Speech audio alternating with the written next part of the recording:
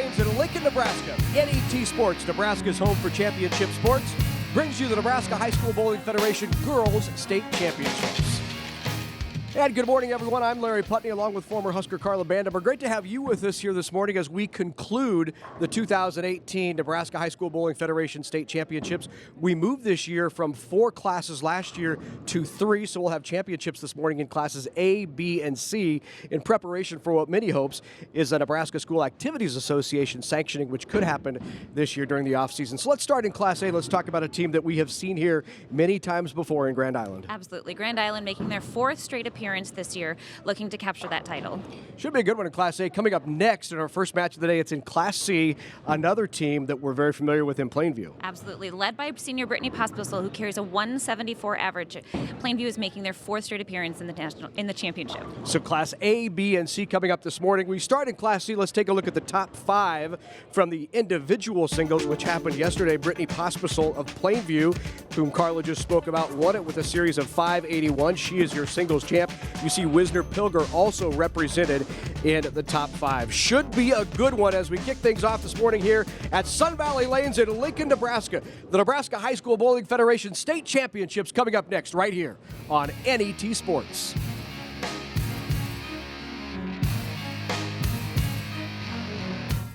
Have you ever wondered what happens to soybeans after they're harvested?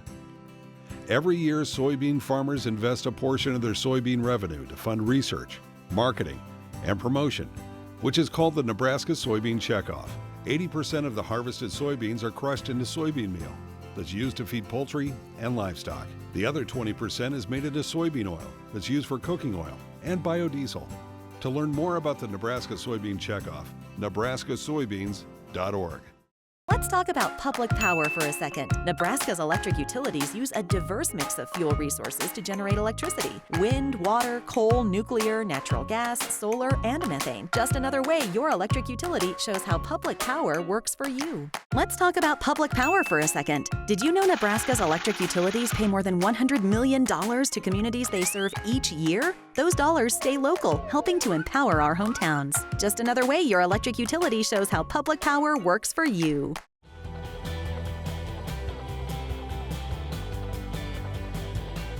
Funding for the NHSBF State Championships was provided by the Lincoln Bowling Association through grants from the Bear Foundation and the Nebraska High School Bowling Federation. Reminding you that over 1,000 high school students compete statewide in varsity bowling.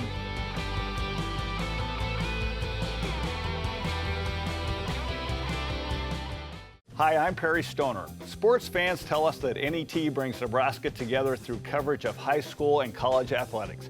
Contributions from hundreds of Sports Partners Club members make possible more than 200 hours of sports throughout the year. Members receive invitations to special events like tailgates with sports notables and live productions. You can join the Sports Partners Club by visiting netnebraska.org. Sports partners like you put the action in NET sports. Thank you. Well, you can get your copy of the 2018 Nebraska High School Girls and Boys Bowling Championships on DVD offered by the Nebraska High School Bowling Federation. Just visit that web address you see on your screen, www.nhsbf.com, and follow links to the DVD, Preserves Memories for a Lifetime. Ready to get going here in Class C Girls State Championship on the way. The first of 3 state championships we will bring you today right here on NET. Tomorrow the boys take center stage. That's tomorrow morning on NET. We want to be sure to check that out. Plainview and Wisner Pilger. Here is the starting lineup for Plainview. Darren Sipe is the head coach. Destiny Pollard, Brittany Pospisil, 2 of the senior leaders. Brown and Whaley are the sophomores. And for the Wisner Pilger Gators, also the Grand Island Central Catholic team, Kathy Geese, Von Segum, Westhold, Buderis, Braun, Dukes, and Good make up your 6-person teams. Ready to go here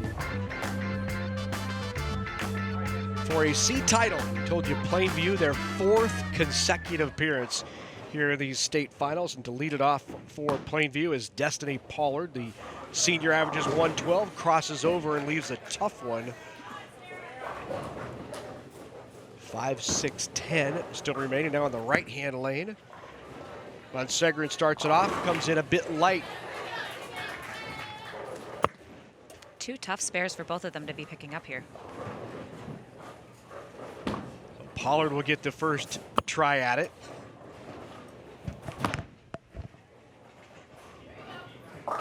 Tries to squeeze it in between that 5-6, but takes out the 6-10. And now an opportunity for the Gators to go up early. They can get a spare here. And come up light in the early lead here to the Pirates of Plainview, who have been here in these state finals for 3 consecutive years, those all in Class D. They've moved up in Class C this year. Here is the top bowler for the Plainview girls, Brittany Pospisil. Well, you can see what a great roll she puts on it. Comes in a bit high. Pospisil, one on the team who has been bowling her entire life, says she's been bowling for 18 years. Through the nose goes Alexis Westwold. She's just a freshman. Here an opportunity now for Plainview to get on the board with the first mark.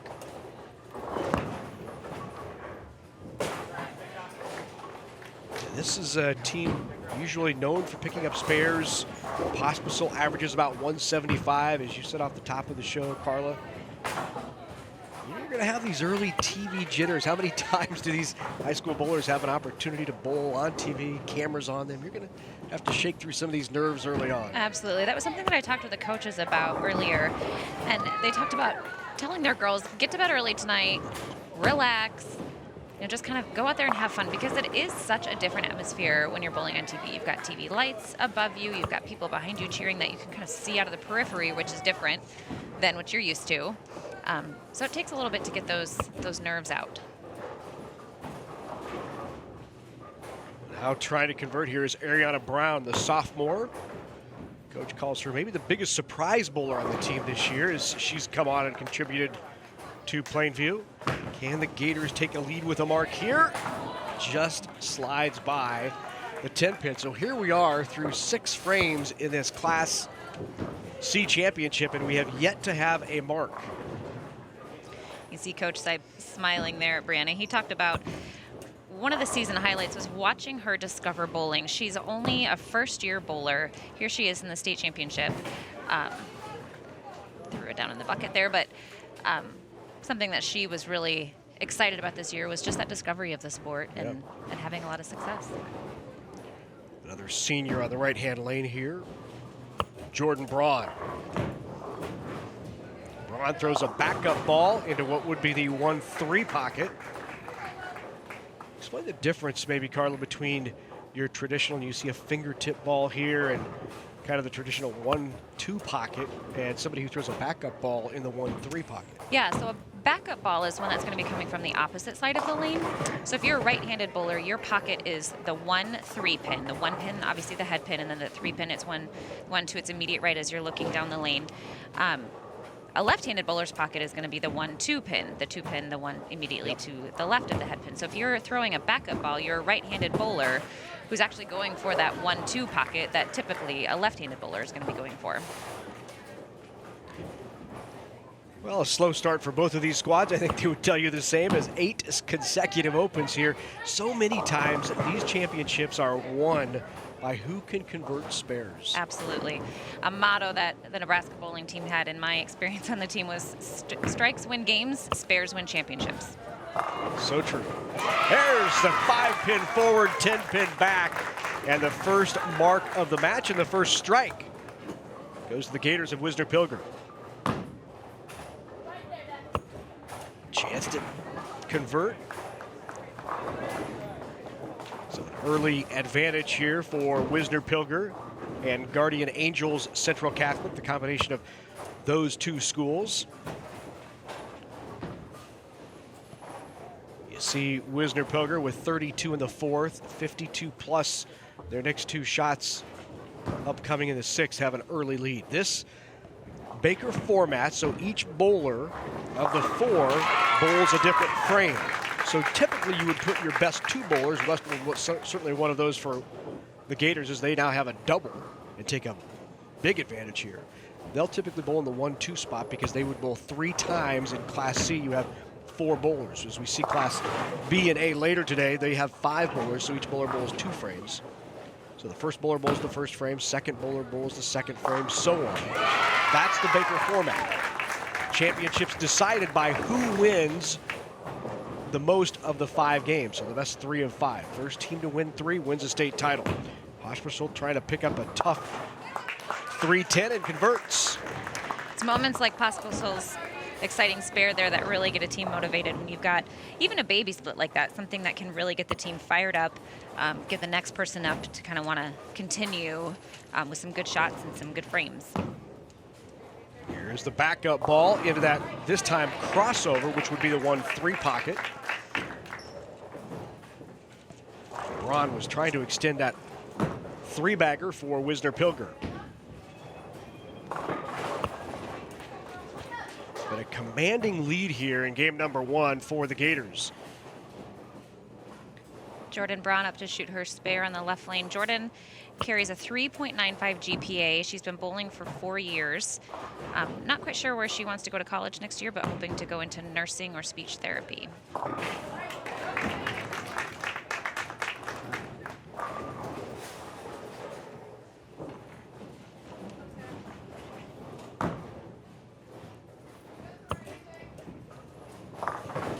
That will leave the front bucket.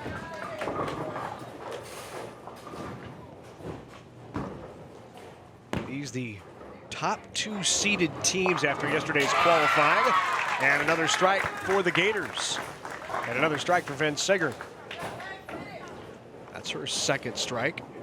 It sets them up well in the 10th. Looks like game number 1 is going to go for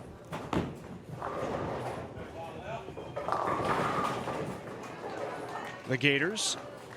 So here is their anchor bowler now up on the left-hand lane.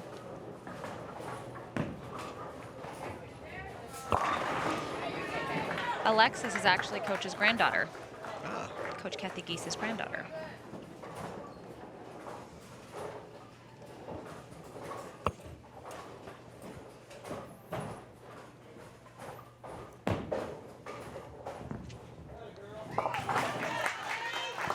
Nice spare there for Ariana.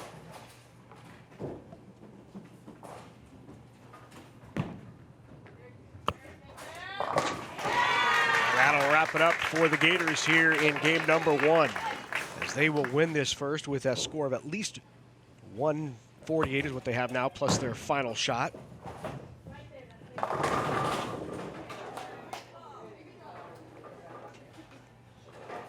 Alexis here up for Wisner-Pilger.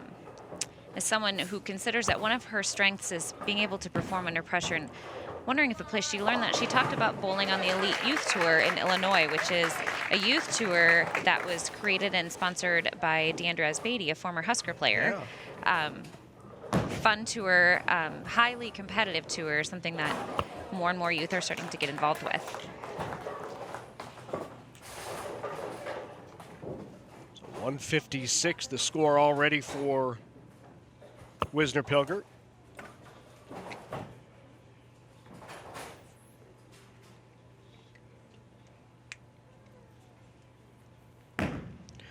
An opportunity here for Pospisil to just try to get lined up, relaxed a little bit, make a couple of good shots, close out this first game, and regather for game number 2. Absolutely. These are the moments when you sort of mathematically can't win the game. When you just try some things out, you take advantage of sort of the extra practice shots that you get here, right? Where you can try different balls, see what a different ball is going to do, try a different alignment on the lane, maybe even, you know, if you missed a 10-pin earlier, shoot a 10-pin. Right. But just kind of take advantage of that extra moment that you have to try something out. Well, that's Plainview's lowest score here at State thus far in Baker Bowling. Yesterday, their low score was 114. That was a 97. So Wisner-Pilger with the 156. That's their highest game. And so they are on top here, 1 game to none in this best-of-5 Baker format. Takes 3 to win the title.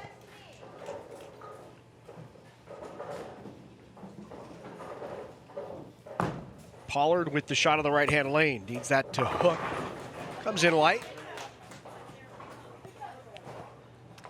Sarah Von Segern up for Wisner Pilger right now. Her family actually lost their home in the 2014 Pilsner tornado. Oh boy.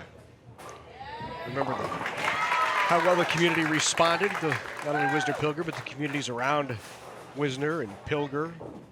Absolutely. And helping that community rebuild. Absolutely.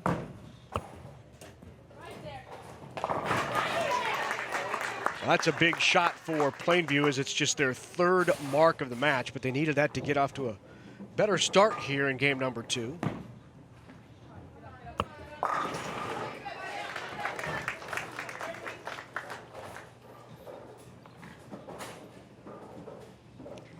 Hospital, the senior here up for Plainview, also a member of the FFA, 4-H. She shows livestock and is a member of the National Honor Society, carrying that 4.0 GPA.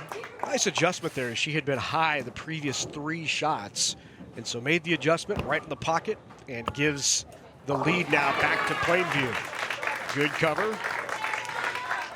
You know, for Pospisil, that's something that you look for a senior to do. When you have a game like their last game where they really struggled, have that leadership and that senior to be the one to come out and throw a good shot, throw a strike, get the team sort of rallied around. And last game's in the past, let's move on to the next one.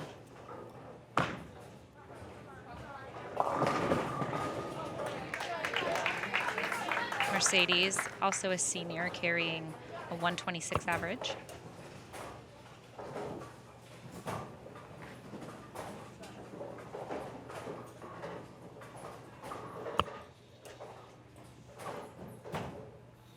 Brown here tries to convert. Does. That's a big shot for Plainview. And now to keep pace, Wisner Pilger. Gators have been on a bit of a tear here, as they have marked in 7 of their last 8 frames. Took the 5 and the 7 off of them. Got the hard part of it. Yeah.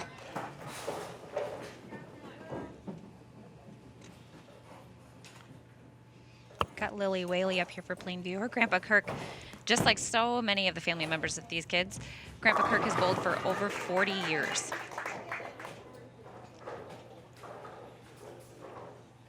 One thing you love about bowling is it's a lifetime sport. It's something you can do the way Brittany Pospisil has been doing it her entire life, something she'll likely continue to do for many, many years to come as well.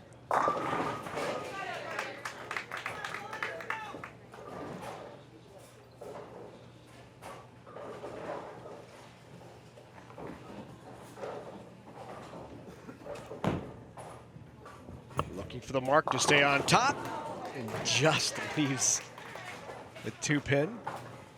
We checked out the 4-pin. Took out the 1-2.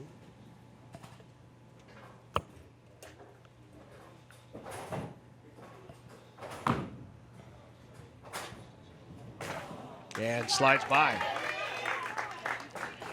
So lead still with Plainview. On top by 17. Here in game number 2. Tries to rattle that around and get that 5 out, but leaves the 5-7. Certainly a makeable spare. Absolutely. You know, it looks like it's such a tough spare, but it's really one that requires a very small adjustment. You really just want to clip the right side of that 5-pin and slide it over onto the 7-pin. So it's a very small adjustment with your feet. You don't even really need to change where you throw the ball. Right. And she slides it right through there. So opening the door a bit here for Wisner Pilger. Von Segren has marked in her last 3 frames. Strike, strike, spare. Looking to go spare again, and does. 4 consecutive marks for Von Segren. And at the 5th frame, the 2 teams will switch sides, switch lanes. 74 through 5 for Plainview. 69 possible for Wisner Pilger. 49 working with the spare in the 5th. Gators on top here in this best of 5, 1-0. And here on the left-hand lane, Pospisil in the pocket last time and gets the 7 out, and that was important. Leaves the 6-10, but glad to not see the 7 standing with those. Beautiful shot.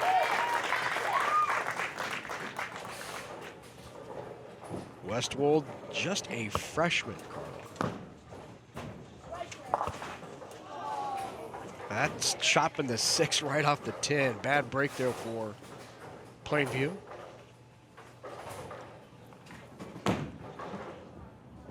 You notice Mercedes wearing those gray shoelaces on her shoes. Her uncle Dan actually died unexpectedly of a brain tumor in November, and gray is the color for brain cancer awareness. And so she's sporting those gray shoelaces and a gray ribbon in memory of her Uncle Dan.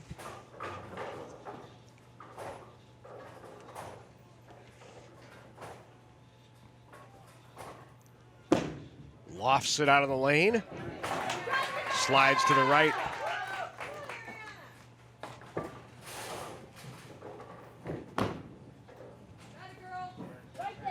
Needs to come up a little bit. Still have some work to do, but an opportunity here now for Wisner-Pilger to regain the lead. Senior Jordan Braun here, another one who's a member of the National Honor Society. She's actually in a career program called Pathway to Tomorrow, which is where she's taking some pre-college classes and working to obtain her emergency medical responder and medication aid license. Some good coaching here by Darren Sipe, telling you see him counting off boards, and this is the way most bowlers will pick up spares. Each board, well, there are 39 boards across the lane from one gutter to the other, 39. And just by using simple geometry or angles, you can move your feet on the lane as well as your ball and where your intended target is to have a clear idea of how to pick up each spare. Math is everywhere.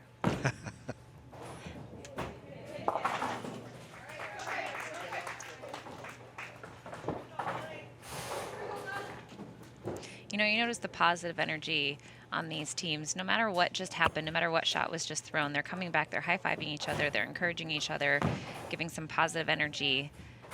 Such a great thing to see.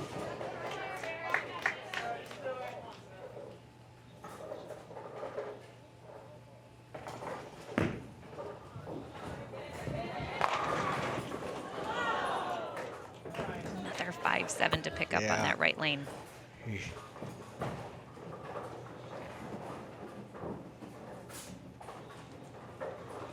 Again, instruction, and you'll see her look down and count the boards, count her feet, 1, 2, 3, 4, moves her feet. Looks like she was moving left there. We're seeing a lot of 5 pins being left today, either by themselves or as part of a split or some part of a spare that needs to be shot. The more velocity you can get on a ball, the more you can get it to push through, the more you're going to be able to take out that 5 pin. So even though bowling isn't necessarily a sport of muscle and strength, it's something where if you can get that ball heading down the lane, just a little bit more speed, you can get that 5 pin out. So here's Destiny Pollard. Crosses over and leaves a 5 pin. Another 5 pin. So here we are late. Wisner-Pilger needs to get something going. Big shot by their anchor bowler, Westwold. Now, Larry, here's the advantage to the 5 pin spare. You don't need to change anything about what you did on your first shot. It's right behind the head pin. So if you can just make that strike shot again, you can take out that 5 pin. This is an important spare. Great cover. And now they will head into the 10th frame with the commanding lead. Trying to put pressure on, needs the double. Little light, and cannot get the 2 pin to trip. You'll have the 2 remaining. 133 is the best that Wisner-Pilger can have. Just good count here should wrap it up, and that does it. So already 141 on the board for Plainview, and they will take this game number 2. 133 for Wisner-Pilger. If Westwold converts here, just slides by.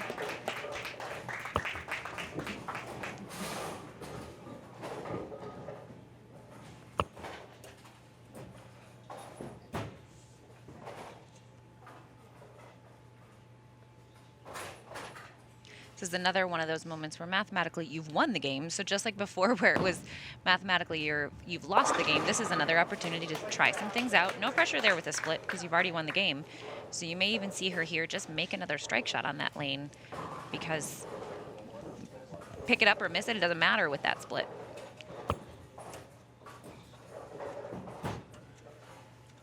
It's an opportunity sometimes for coaches to put in another bowler, to give another bowler an opportunity to see what they can do, but Plainview only has 4, so they're going with their 4 top bowlers, and it's got them to this point. So game number 2 goes to Plainview. Well, you can watch NET Sports anytime, anywhere. Just download the free NET Nebraska app today. Watch college player profiles, full-length episodes from Big Red Wrap-Up, live web streams. There's a lot of content on our app. Just search for NET Nebraska in the App Store or download it at netnebraska.org. So already underway here in game number 3. We're tied at 1 apiece.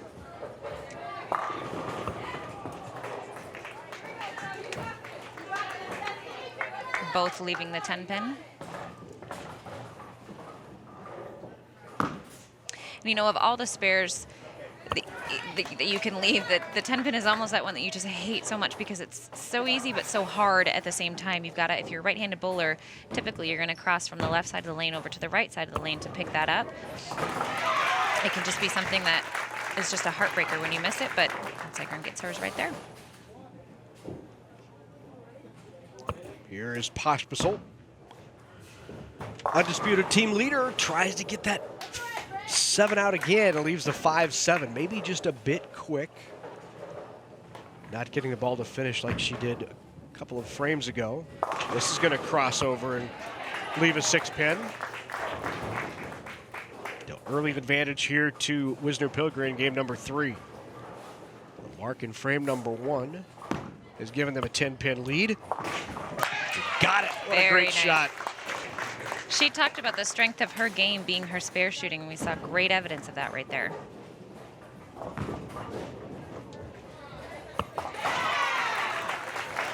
That left lane where she just split on Pospisil has kind of been difficult for her. She has not marked until that split conversion on the left lane.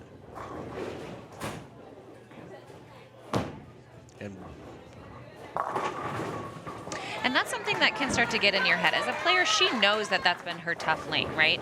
And so she's one who, it can be something that starts to get in your head a little bit, kind of starts to play mind games with you, where you go, oh, I'm not doing well in this lane, can start to really affect your game. So good for her to get that 5-7 split picked up and kind of break that pattern. Just slides by the 7 pin again. Typically, that's what you'd want to go more cross alley at. Is that right, Carla? Yeah, absolutely. So maybe she's trying to go too straight up the boards, too far to the left part of the lane, because both times missing it to the right. Yeah, a lot of times people will feel like going straight up the lane on the left side of the lane towards that 7 pin is the way to go at it, but actually moving from the right side to the left lane gives you more room for error. It gives you more room on the lane to kind of play with a little bit.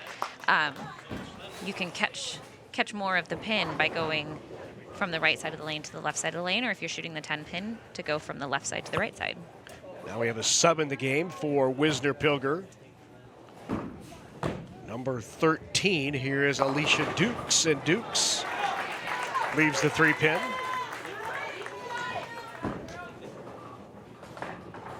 Wisner-Pilger with single pins left on each of their first 4 frames. Crosses over, leaves a 6-10. Duke's looking for her spare here for Wisner-Pilger. She really is one who's considered a team leader. She's one who keeps the team pumped up. She actually won the Gail Geese Memorial Spirit Award, which is an award for that honors the dedication and commitment to the sport of bowling. Just slides by to the left and opens the door again now for Plainview to regain that lead with a mark here. They're down by 1 through 3 frames. The mark here gives that lead back and won't get it. The support from coach right there. It's okay, shake it off, move on to the next shot. On Seigrun again. Right at the boards, that 5 pin trips late. Ball took it out.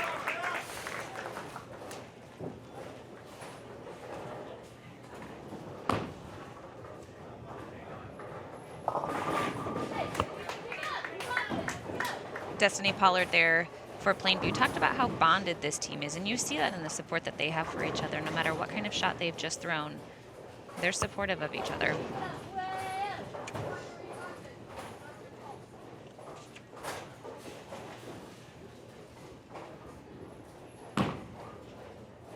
Pollard with a tough spare here, and will send it to the left. So through 5 frames, advantage goes to Wisner Pilger. Gators on top. Wisner Pilger, their 4th appearance in the finals this year. They've finished 2nd each of the previous trips. So this would be their first ever state championship. They were way back in 2003. The Gators were in the first ever Nebraska High School Bowling Federation State Championships. That's 2003. They lost to Crofton in those finals. Here is Poshpersel. See if she made the adjustment. Didn't need to adjust on that right lane. Actually, she's been dominant on that lane. Poshpersel, 3 strikes in 4 shots on the right-hand lane. You know, you talked about Wisner Pilger's appearance in the championship. They were actually the district champs this year, so they're looking to build on that momentum from the district championship right here into the state championship. I should say left-hand lane is where Wisner Pilger is bowling.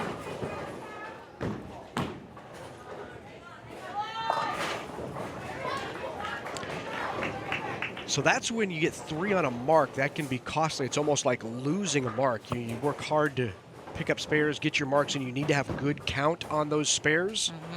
That's almost giving one back, as you see the score there, and an opportunity to cut into that lead with a spare here. They could cut it to 8, but it slides by on the left.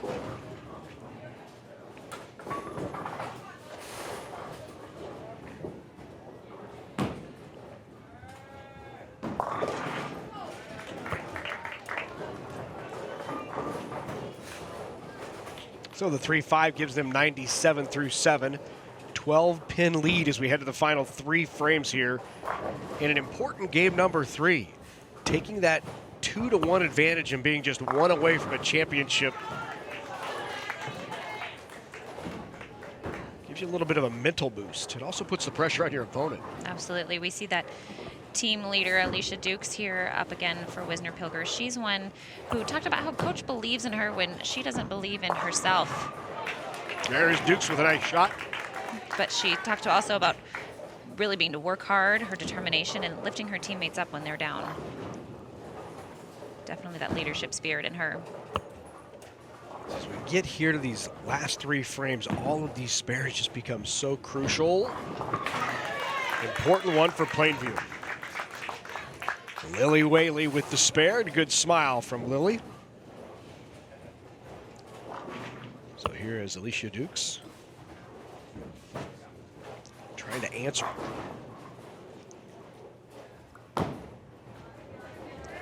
And a big cover. Big smile on her face when she knew it was headed right for that pin. And they hold on to that lead.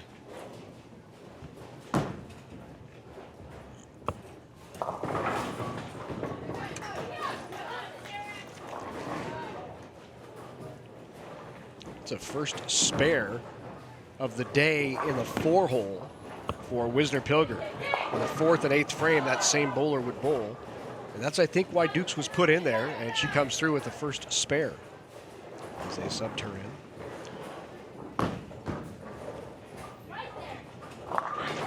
Great cover, and an important cover to hold on. As now, Plainview with an opportunity to take a lead after that split. So up on the right-hand lane is Poshpersel. Now remember, this is the lane that she's struggled on. She's been solid all day, but has not struck on this lane yet today. Crosses over and does there, and that's a big shot. 1-pin game as we head to the 10th. 123 to 122. And an opportunity here now for Plainview to close the door. A strike here, and Plainview wins this 3rd game.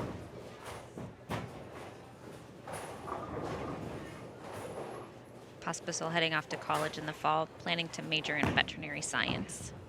Right around the pocket.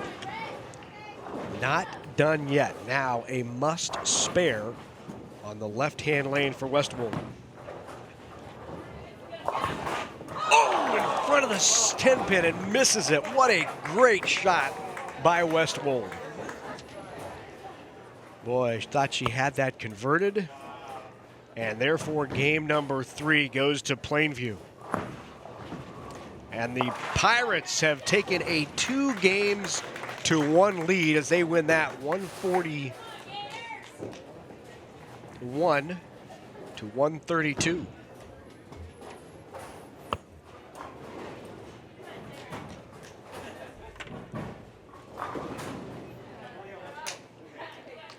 There's the final.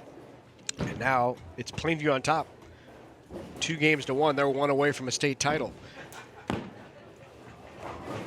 Plainview has won a state championship 2 times previously. They won it 2 years ago in 2017 when these finals were played in the winter. They were actually took place. Crosses over. Leaves the 5-10. And this is a moment for Plainview where Coach Darren Sipe really needs to make sure that his team stay focused. It can be easy to fall into feeling really confident in this moment when you're 1 game away from a win, to just really stay focused on the game that you have, because you haven't won it yet. You still have to be making good shots. You still have to be covering your spares. Taking out the 10 pin on that 5-10 split, but really staying focused on shot for shot, securing the game and not sort of assuming it's in the bag. Crossed over, gets the carry. Late 5-7 for Western Wolf.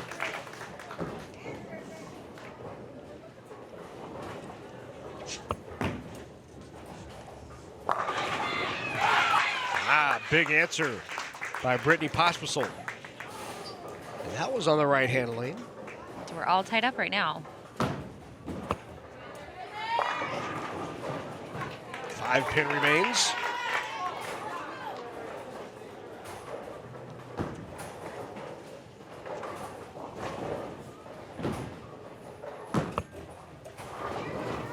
Brown needs that to stay on. Now on a strike, so the lack of pin count won't hurt her there if she can convert.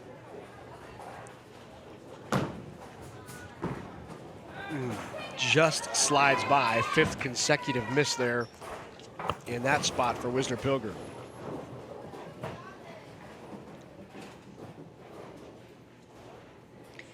This is a shot where the backup ball that she throws here may play to her advantage if she can get her strike shot in and just take the 1-2 and slide to the right.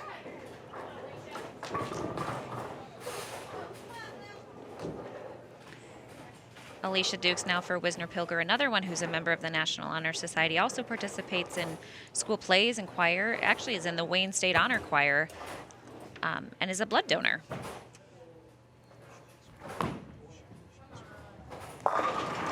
Big shot there for the Gators and Dukes, who came in off the bench, and she's responded. Well, in the 3rd frame, you can really tell how much pin count means to a total score. 2 teams were even, both teams working on strikes. Plainview went 3-3 and has 31 in the 3rd. Wisner-Pilger went 9 miss and has 37, so a 6-pin advantage just by being solid on your count.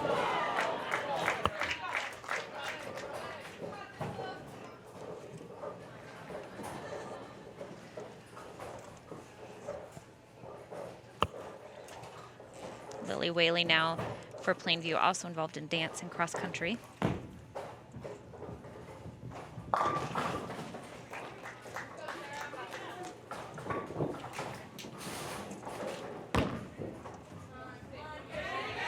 Good cover on the 10 pin. This is the first time we've seen that picked up today. It's the hardest easy spare to make. Right. especially in a situation like this. How much of that is mental and how much of that is it's just really tough to pick up? So mental. It's such a mental trick that you can play on yourself, that one pin, it's such an important, I mean, a one pin spare is just such an important spare to be making, as any spare is, but really it's a heartbreaker when you miss a single pin spare.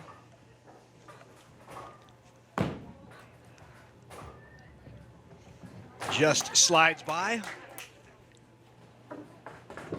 And they'll switch sides with advantage Wisner-Pilger as they try to send this to a deciding 5th game. They have a commanding lead here. 3 consecutive opens for Plainview.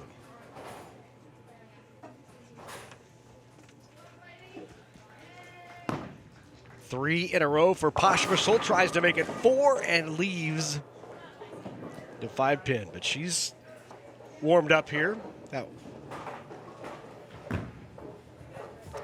There's something that Alexis Westwell, very nice shot for her, that she talked about that she considers to be a strength of her game, which I just so loved and appreciated, was she talked about being willing to try a change even if it feels out of her comfort zone. And something that is such a delight for a coach to have in a player, but also a life skill that's going to serve her very well. Boy, as a longtime coach, I can't do that. Our 4 words you never want to hear of players.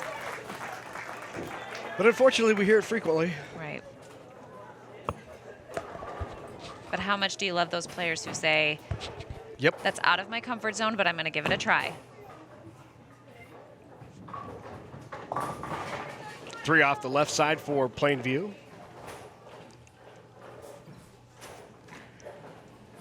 So Wisner-Pilger now working on a double in the 5th and 6th frames. I'm sorry, 6th and 7th frames.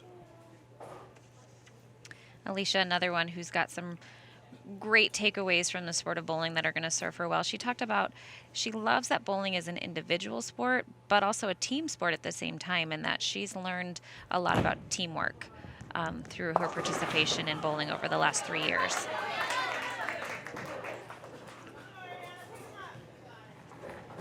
So 7 count split, 104 in the 6th. Commanding lead right now here in the 4th game for Wisner-Pilger and the Gators. And it won't get any closer as that lead will expand to more than 50 as we head into the last 2 frames, regardless of what Dukes does here. This is one where you go for the count. You don't try to make this fair necessarily. You go for the count. Maybe not that count, Maybe but you're not right. that count.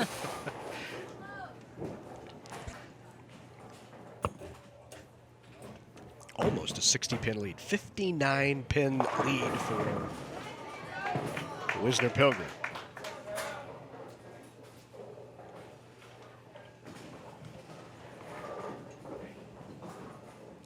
Von Segern also is a horseback rider and a trap shooter. Several of our athletes commented on trap shooting being a sport that they participate in.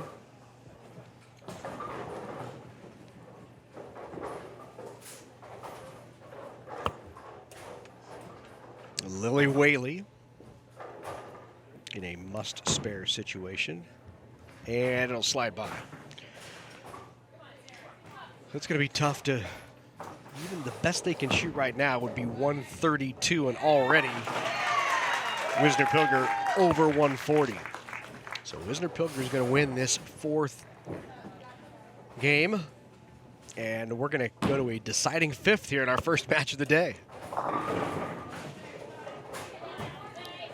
Plainview in the semifinals knocked off Broken Bow in 4. They won that 3 games to 1. And Wisner-Pilger, it took them 5 to knock off Bakul Junction. 147-123 in the 5th. So Wisner-Pilger has been in this situation before here in this tournament. Going to a deciding 5th.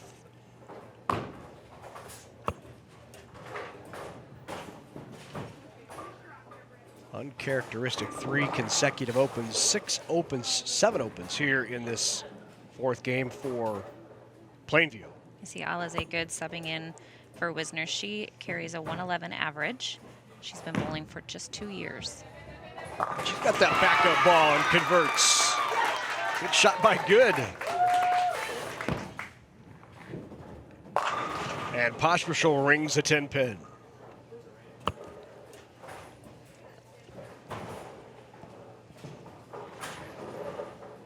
.98, the best that Plainview can do now.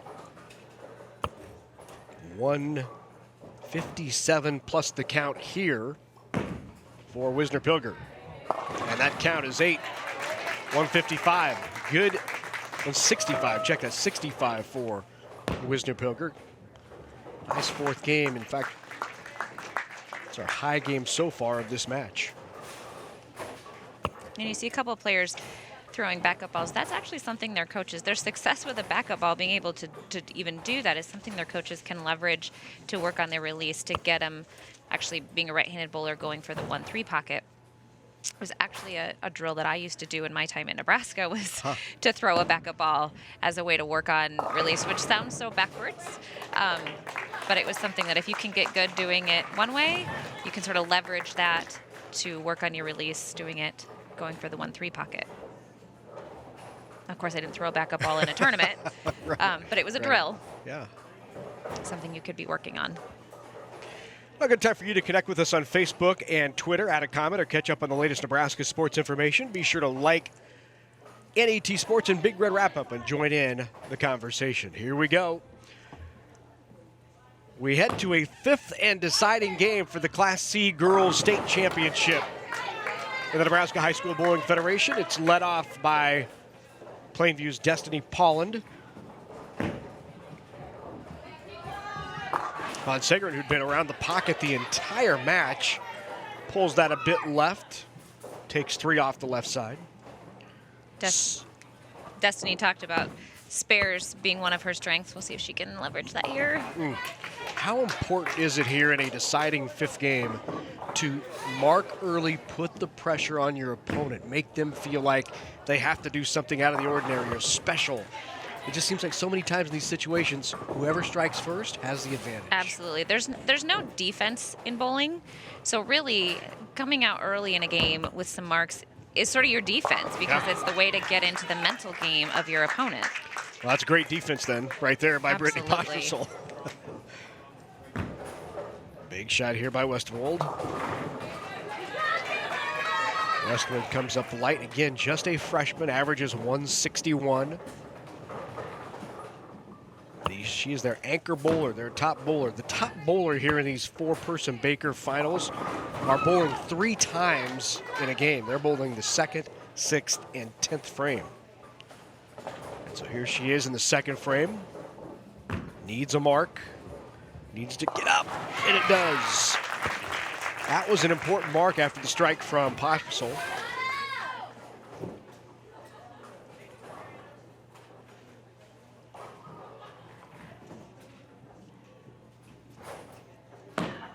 Here's an odd one, huh? The 157 slides by the 157.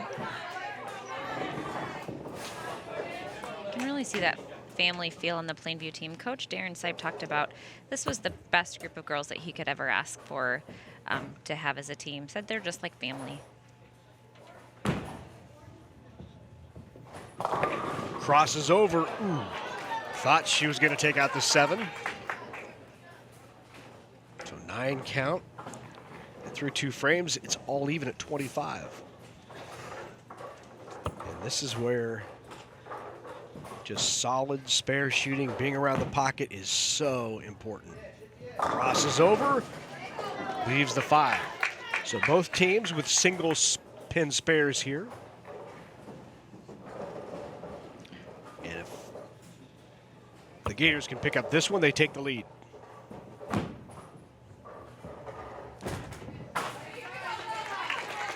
We talked earlier about how single pin spares are the hardest easy spares you can make, and you put the pressure of a championship game on the line. That adds to it being the hardest easy spare you can make.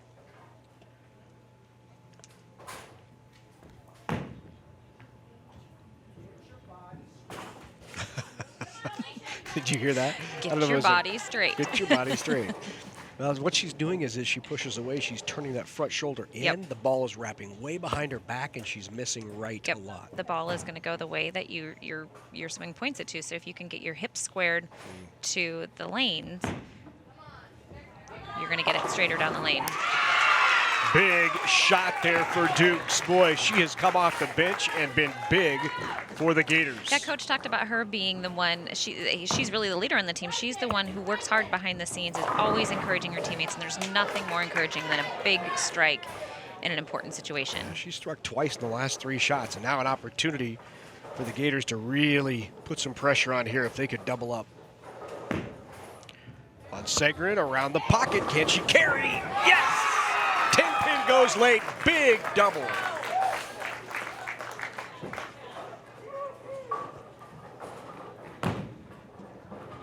Need a spare to keep pace. Woo! Just a very top of that pin, kicked out the 10.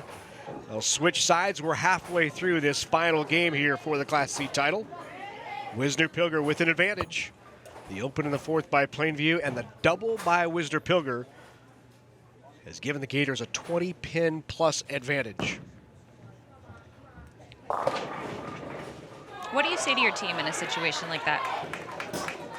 Well, you have to take it one shot at a time, and you can't try to do too much. Absolutely. But if you can go out and throw a shot and make the other team feel a little pressure, if you can make a big shot, it's so important in these moments. Absolutely. Pressure is the best defense in an undefensible sport. Indefensible sport.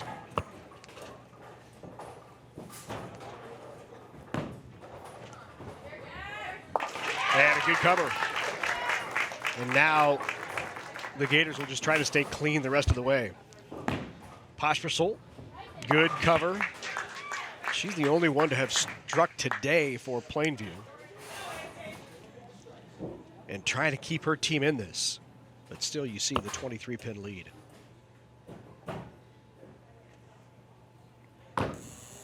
Braun fouls. Well, that could open a door because that really takes a mark off of the board.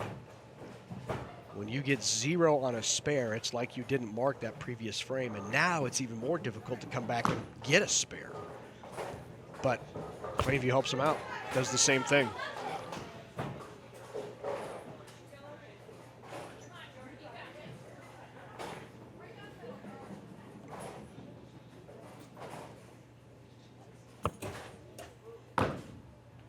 Backup ball right around the pocket, and she does get the spare. Nice comeback for the Gators. One of the hardest things to do if you've just fouled, because there's that mental side of, oh my gosh, I just made that silly error. To come back and cover all 10 pins. Yeah, they both do it. Both of them. How about that? One's a foul spare, the other a gutter spare. Yeah, you were talking about body straight, free arm swing, not pulling the ball behind your back. We both had the privilege to bowl for the great Bill Straub at Nebraska. And if there's one thing that Coach preaches, pendulum swing, free arm swing, loose, push, relax, let the ball do the work. Yeah, gravity is your friend. Set the ball out and let gravity do the rest of the work. I think Bill might have, he might know Isaac Newton too. Could be. It could be. He's about that age, right? Absolutely. I'm going to tell him you said that, by the way. Oh, thank you. In my time at Nebraska, just like any other team, any other athlete at Nebraska, you spend time in the weight room working out. You have a specified lifting program, but it's not a lot of arm working out. It's a lot of leg working out, leveraging the strength of your legs, because you don't need a lot of arm strength. You need to let gravity take the ball. Well, an important spare here for the Pirates of Plainview. This is a big one. Wisner-Pilger has just opened in the 8th, and this is a chance to cut the lead to less than 10 if they can pick this up. Big shot, they did. That's a big one for Plainview, or for Wisner, for Plainview. So now 1:15 of the 8th for Wisner-Pilger, and up Von Segrin, wasting no time, goes right at it in the pocket and carries. What a shot to set up her anchor bowler.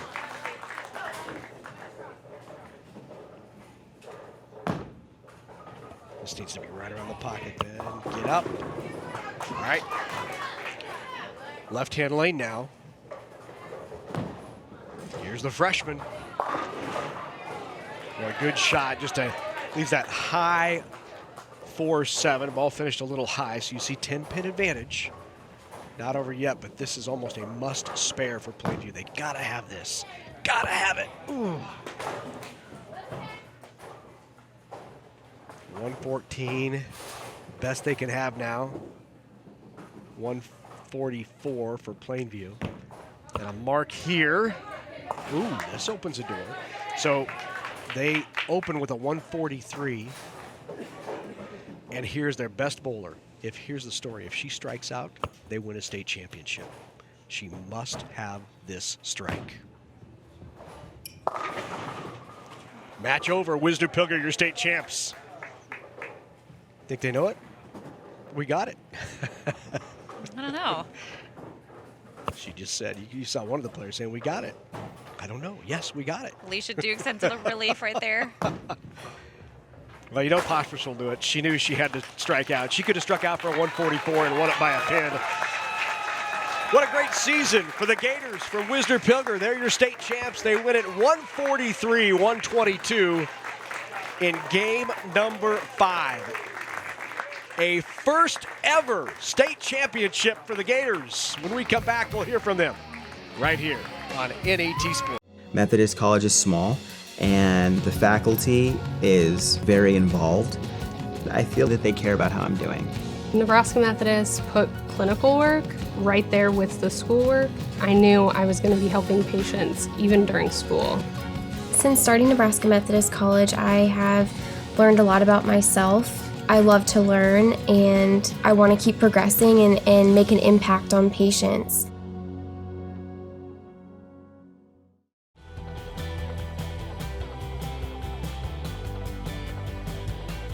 Funding for the NHSBF State Championships was provided by the Lincoln Bowling Association through grants from the Bear Foundation and the Nebraska High School Bowling Federation.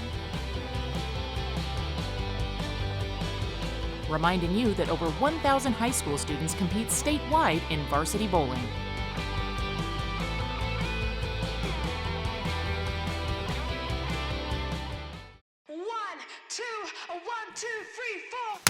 What do you think about going to college? I'm kind of scared. I feel nervous a little bit. That's kind of a tough one. I'm not really sure yet. I'm excited for college. How are you going to pay for it? To be honest, I don't really know. That's actually a really good question. So what if you had a friend you could ask?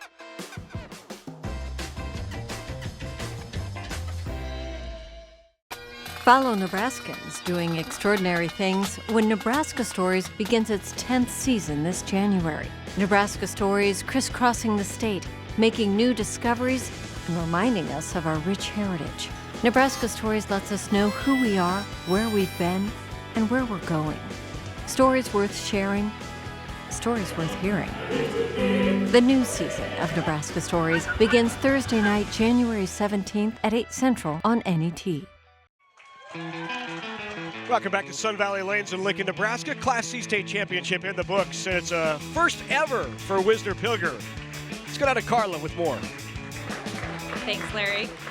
Coach, Wisner-Pilger has been runner-up 3 times in the state championship. This is your first state championship. Talk about what this means to you. This means the world, not to me, but to my girls.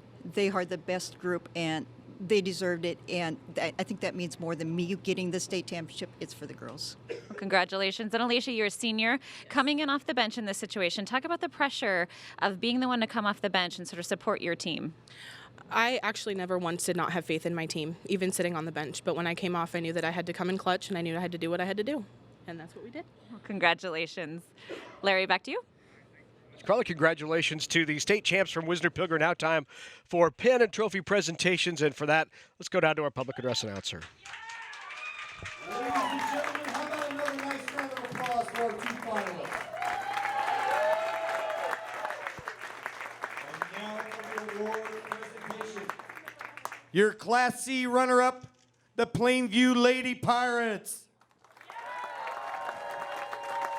Head coach Darren Sipe, assistant coach Michael Holton.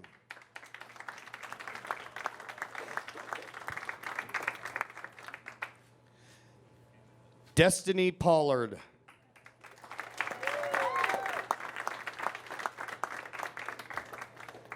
Brittany Poshpischel.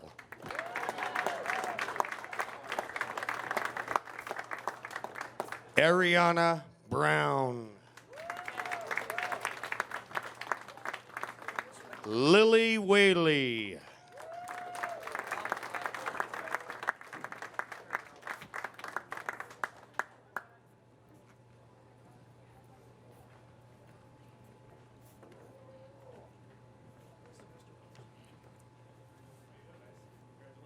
Congratulations, ladies.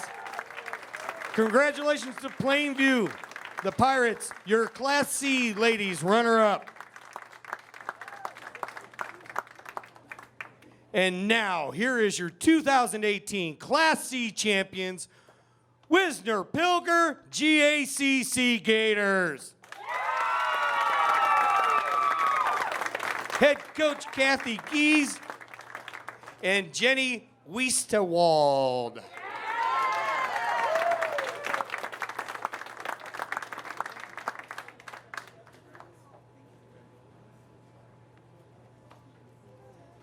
Sarah Von Segren.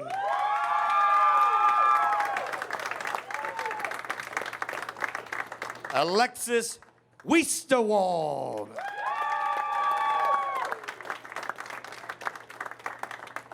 Mercedes Baderas. Jordan Braun.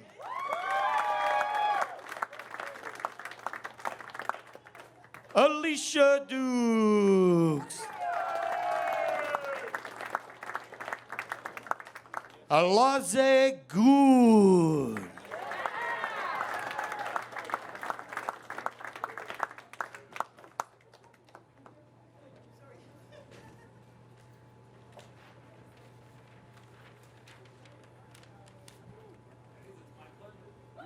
Ladies, here's your championship trophy and bracket. Congratulations to your Class C lady champions, the Wisner Pilger GACC Gators.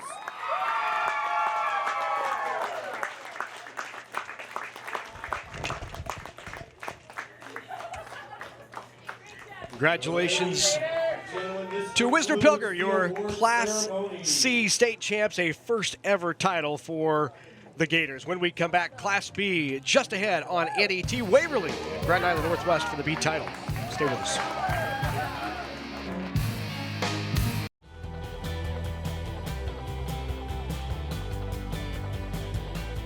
Funding for the NHSBF State Championships was provided by the Lincoln Bowling Association through grants from the Bear Foundation and the Nebraska High School Bowling Federation. Reminding you that over 1,000 high school students compete statewide in varsity bowling.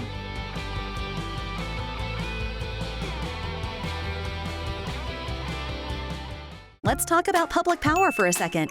Did you know Nebraska is the only state in the nation served entirely by public power electric utilities? Community-owned utilities mean Nebraskans are working for Nebraskans. Just another way your electric utility shows how public power works for you. Let's talk about public power for a second. Did you know Nebraska's electric utilities are governed by locally elected or appointed boards and councils? This means you have a voice in the decisions made by your local utility. Just another way your electric utility shows how public power works for you. Whether it's spring planting, fall harvesting, or just a drive across the state, soy biodiesel helps a diesel-powered engine operate in a demanding job. Soybean oil from Nebraska soybeans makes biodiesel a renewable fuel that's also environmentally responsible. The soybean checkoff plays a major role in supporting the use and availability of biodiesel. The Nebraska Soybean Board, growing opportunity from the ground up.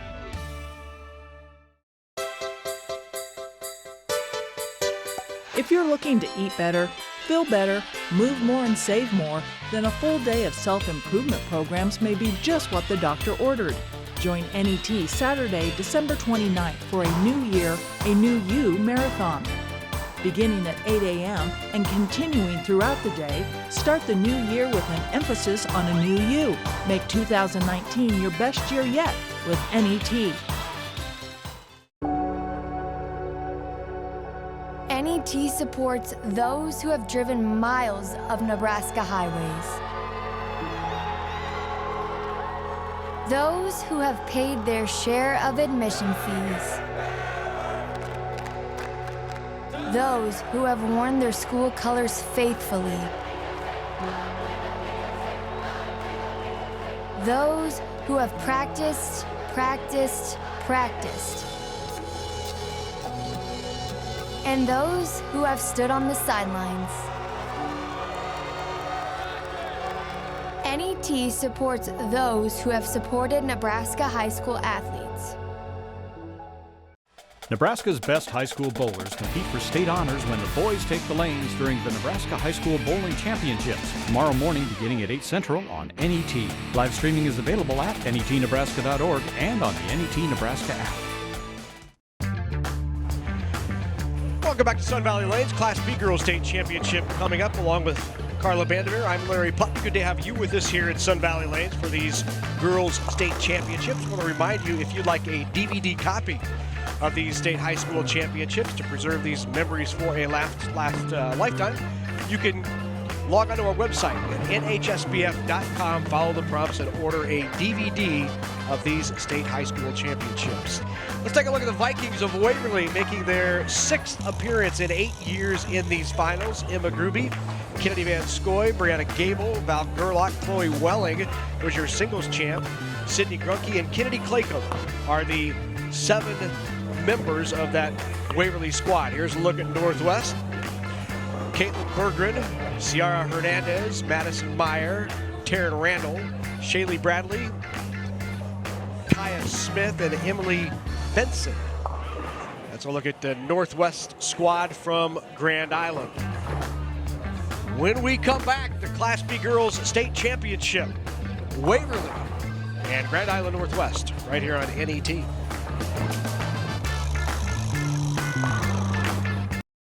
For me, asking why is just getting started. It's more than an activity. It's me doing what I love. I'm not a stereotype. When I rewrite the rules, things get better. I know that all these experiences matter. These moments will help me become something more. Little things always lead to something bigger. Do it. Track it. Earn it. What you're doing now will help you get scholarships later. Find resources from Education Quest at trackyoursuccess.org.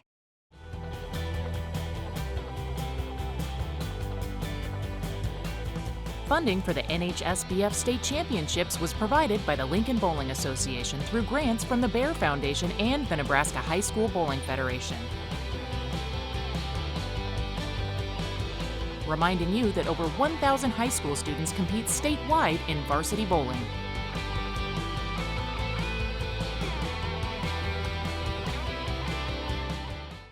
Whether it's spring planting, fall harvesting, or just a drive across the state, soy biodiesel helps a diesel-powered engine operate in a demanding job. Soybean oil from Nebraska soybeans makes biodiesel a renewable fuel that's also environmentally responsible. The soybean checkoff plays a major role in supporting the use and availability of biodiesel. The Nebraska Soybean Board, growing opportunity from the ground up. In an NET News special, speaking of Nebraska Medicaid expansion, Fred Knapp of NET News will speak with Nebraska Senators Kate Bowles and Brett Lindstrom about the newly voter-approved Medicaid expansion initiative. Many key questions need to be answered, like how will Nebraska pay for the state's share, and will other government programs need to be cut? Find out more during Speaking of Nebraska Medicaid expansion, Sunday at 12 p.m. Central on NET.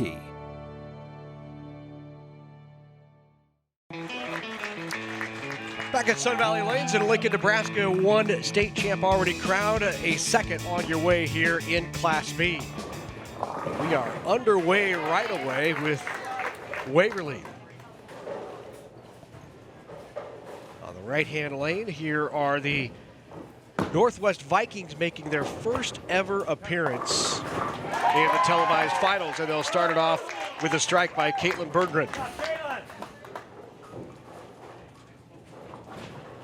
Back up on that left-hand lane is Brianna Gable.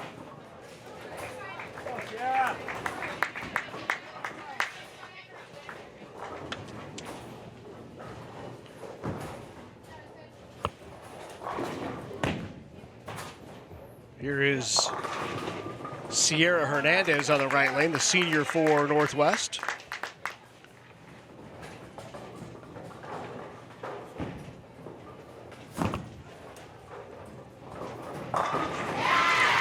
Good shot by Sydney Grunke. Grunke with a strike for Waverly. And now trying to hold on to that lead with a spare here.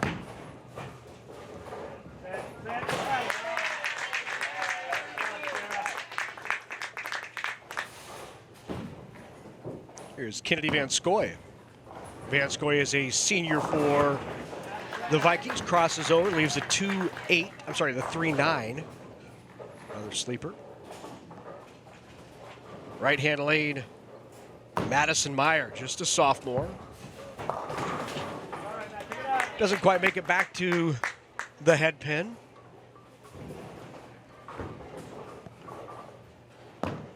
Van Scoy with that 3-9, just picks the 3 off the 9. So Grand Island Northwest with an early 11-pin lead through 2 frames, can extend that lead with a spare here. A 1-2-8 remaining for Meyer. When I talked with the Northwest players earlier, they talked about how much they considered Waverly a formidable opponent. They're really looking forward to this championship match today. Well, makes sense. Waverly's been here in this championship televised finals 6 times in the last 8 years. One of the great programs in girls bowling in the state, 2-time champion. They won it back in 2014 and 17. Struggled to win their first title. It took them a few times here in these televised finals as that crosses over and leaves a 6-pin. They were 3-time runner-up.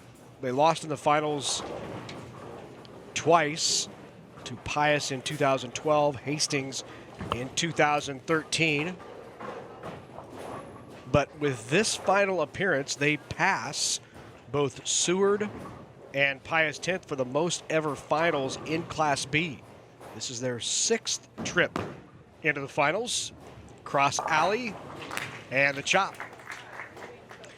Well, Coach Michelle Kelly for Waverly talked about how supportive the Waverly School District is of their bowling program. Their entire program, Larry, has 27 players in it and 6 certified coaches, which is pretty impressive. Absolutely.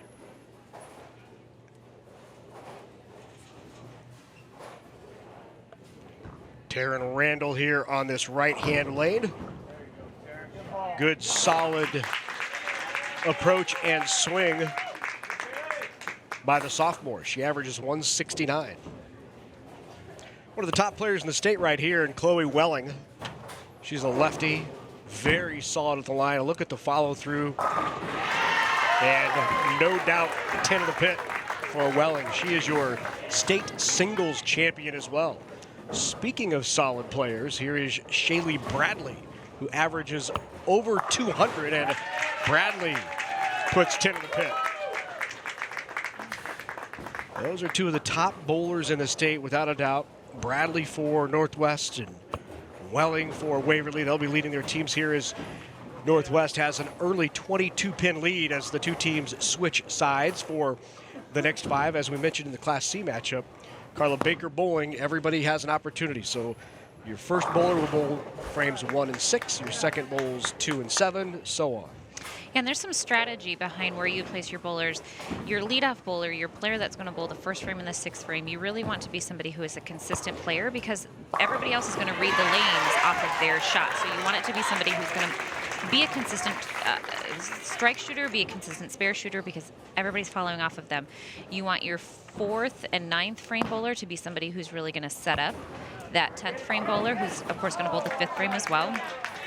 And then obviously one of your strongest players or your strongest player is going to be the one who's going to bowl the 5th frame and the 10th frame. So here's the senior, Sydney Grunke, getting the start. The backup ball right back in the pocket. and Rookie is 2 for 2. And that's a 3-bagger for Waverly. They've taken the lead.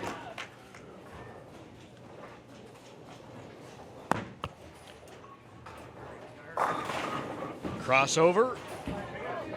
Gets the 10 out, makes it a bit easier conversion for the Vikings. Picks the 7-pin off the rack on a 3-bagger, so that will hurt from a count perspective. And now that lead went from being a 10-pin lead to just a 1-pin lead. And now this is an important spare for Northwest to stay in it, keep it even, and they do. That's a big conversion for Sierra Hernandez.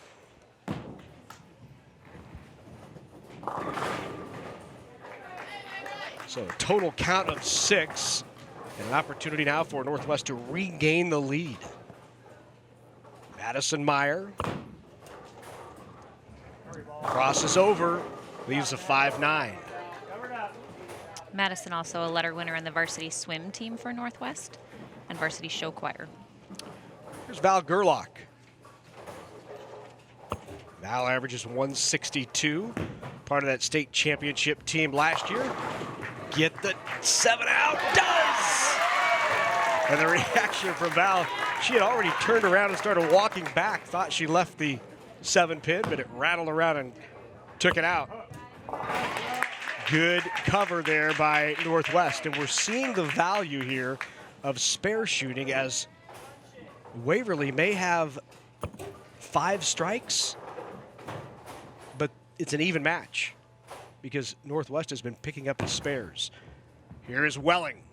Big shot by Welling. The double gives them the lead, and now a really important shot here on lane 27 by Northwest. Put it in the pocket last time she was up and left a high 6-pin. See if she makes just a slight adjustment. Good roll. That comes in a bit high too and leaves the 6-10. So she's still trying to find the right part of the lane. And when you leave that 6 or a high 6, you typically want to move inside, catch a little more oil. Absolutely. Welling clearly lined up, and this could give them the lead. Week 7. So a spare here. And Northwest holds on to a 4-pin advantage. Still has work to do in the 10th, but Waverly cannot shut out Northwest. This, an important spare to take game 1.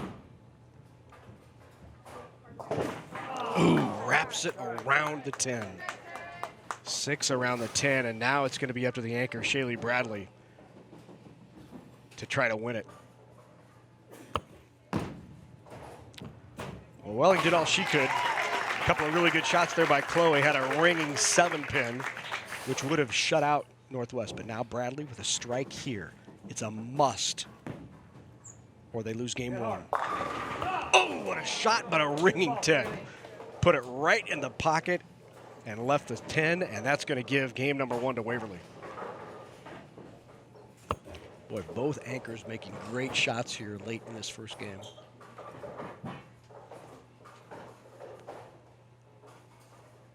And when you've got an anchor bowler who can make some really good shots in the 10th frame, moving into that next game, that leadoff bowler, who again is somebody you want to be very consistent, that really can be something that gives them some motivation, some impetus to kind of continue with those strong shots for the team.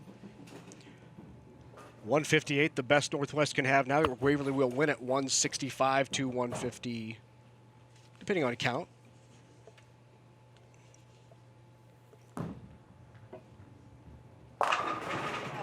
Great shot there.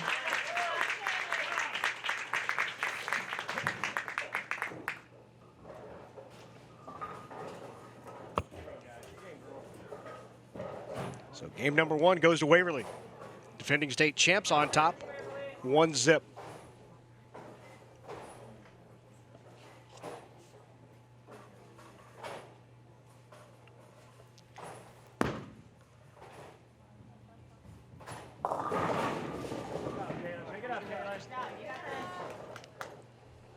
Coming in light, not getting up to that head pin quite there.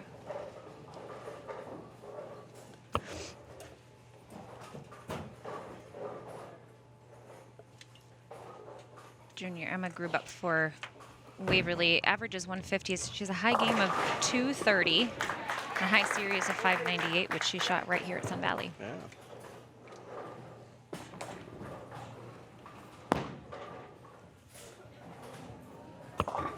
Slides by and takes that 2-pin off the head pin, so it opened to start game number 2 for Northwest.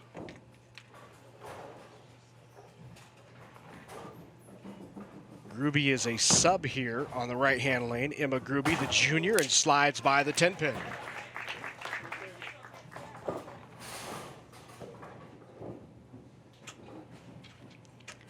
Northwest coach Nikki Bradley talked about how much her team improved this year. All of their averages have gone up across the season. And that's the break you want.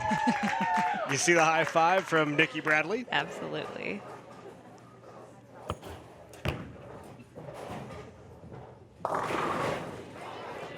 You were mentioning Coach Nikki Bradley, and I think it's interesting, and we've seen it so many times throughout the years, a program who has kind of not had as much success on the statewide scene, and all of a sudden a coach who is in the game, understands the game, can develop bowlers, gets athletes in and works with them over a course of 2 or 3 years, maybe gets a solid player, and all of a sudden they emerge in the state scene. And that's what Nikki Bradley's done with this Northwest squad. This is her 4th year coaching. And she's quite an accomplished bowler herself. She's had several 300s, several 800s, a Queen's Tournament winner twice. So she knows what she's doing out on the lanes. She has them in their first ever televised finals. And they're out to the lead here in game number 2. They did not make state in 14, or let's check that, 16, 15, 16, and 17. The second time in 17 they lost in the semifinals. There were 2 years that are considered 17 championships because we moved from a winter sport to a fall sport. So Grand Island Northwest made these championships, or Northwest made these championships last year, lost in the semifinals to Lexington. 3 previous years did not make state. Still trying to find the right part of the lane. They're going to have her maybe make even a zone change. Sometimes if you're just making small 2-and-1 or 2-and-2 or 3-and-2 moves, you need to get inside and make a bigger zone change. She's gone through the nose enough times now that probably needs to make a zone change. There's a sub in there for Waverly as Kennedy Claycomb with the spare.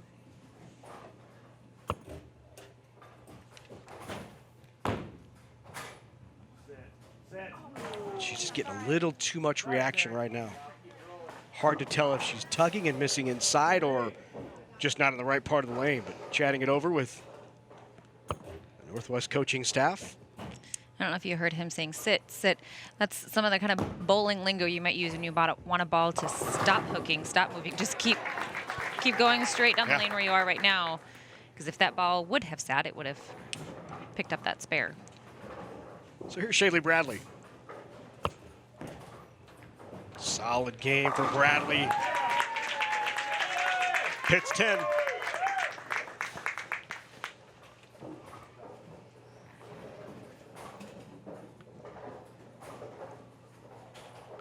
Gerlach on the right-hand lane.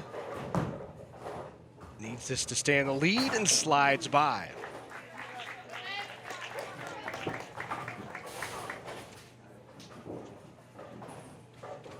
All even at 53 as we head to this last shot here in the 5th. And Welling has been solid. She talked about her strength being that she really does well under pressure. And that's something that Coach Michelle Kelly echoed when we spoke earlier. She talked about Chloe being a very poised bowler. She's been with the team longest, has been bowling the longest on the team. She just considered her unflappable. She said no matter what happens, she's somebody who stays calm. She has a very, very strong mental game and really can't be shaken. Yeah, she's just left back-to-back 7 pins, and if you ever want to stay calm and composed, it's that situation. Good cover. So both of our anchor bowlers with 2 strikes, 2 spares through the first half. Hey, I want to remind you, coming up tomorrow at 8 a.m. right here on NET Sports, it's the boys' turn as the Nebraska High School Bowling Federation Boys Championships take place from here at Sun Valley Lanes. You can catch that again tomorrow morning at 8 a.m. right here on NET, Nebraska's home for championship sports.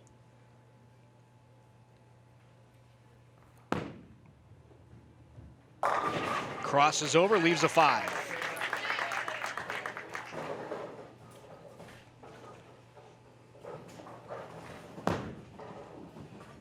Berggren on the right-hand lane. That will cross over as well. 6:10 remains. Here is Gruby, Emma Gruby, the junior. And opens the door for GI Northwest. A spare here would give them the lead, and that's not going to get there. So still a 2-pin lead through 6.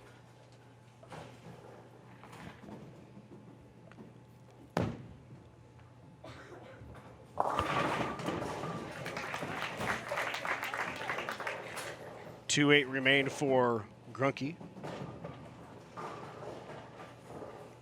And here's Sierra Hernandez. Sierra's a top 3 all-state tournament team as a junior last year. Left-hand lane, here is Sydney Grunke. She got the start as Michelle Kelly decided to start her seniors, and she has come through. She has marked all 4 frames. Strike, strike, spare, spare for the senior, Sydney Grunke. Boy, you get the opportunity and step up, huh? That slides left, and Waverly regains that lead.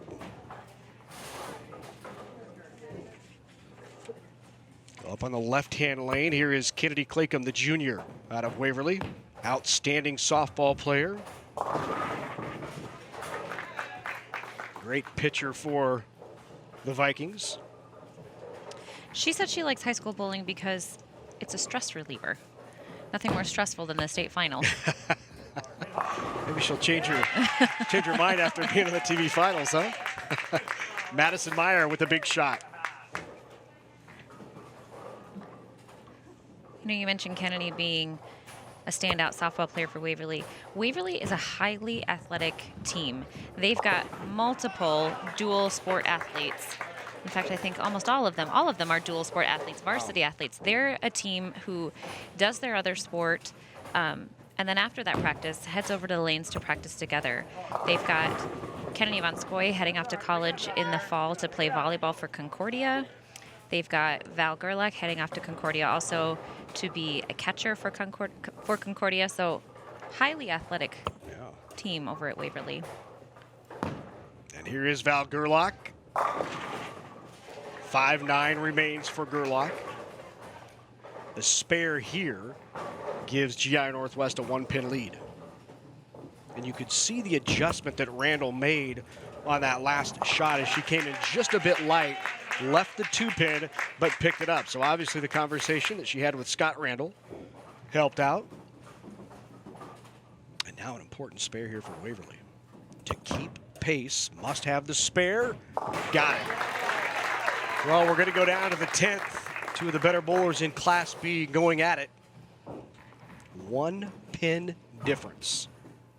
Bradley was pocket last time, got it again. Very nice shot by Bradley. She also participates in unified bowling, so kind of has double the opportunity to participate for her school. Last 2 times, Welling has left a 7-pin. See if she adjusts. Another weak 7. And when you see 3 consecutive, maybe one wasn't necessarily weak, but that's 2 straight weak 7s, you maybe want to move a little bit left. It's a really minor adjustment. You really just want to change just slightly the angle that the ball is coming into the pocket to try to get some of those pins to head on over, just like we saw over on that right lane, to get that 7 pin out of there. Well, the big 10th by Bradley is going to even this up. Welling here converts, but it's not going to be enough, as 146, the best that Waverly can have, 148 already in the books for GI Northwest. And here is Shaylee Bradley to close it out. Shaylee, a 2-time Pepsi tournament winner. And Bradley had 4 strikes in a row before that shot. 157 the final for GI Northwest in game number 2. And you saw the adjustment. She knew she had a ball to work with, so she was making an adjustment to see what it would do. Kind of experiment a little, maybe make a zone change or a ball change, just try something different to see if you can get back in the pocket. There you see it, 157, 146. Yeah, you want to try to play the lane a little bit differently before you go to make a ball change, because it's an easier change to just move your feet a little bit, move your eyes a little bit, versus pulling out a different ball that's going to react differently. So you want to try to, your first go-to is, can I just make a slight tweak with the ball that I'm using right now? That will even it at 1 apiece. This could be one of those years, Carla, where we have all of our finals go 5. Wouldn't that be great? That would be awesome. Class C went to 5.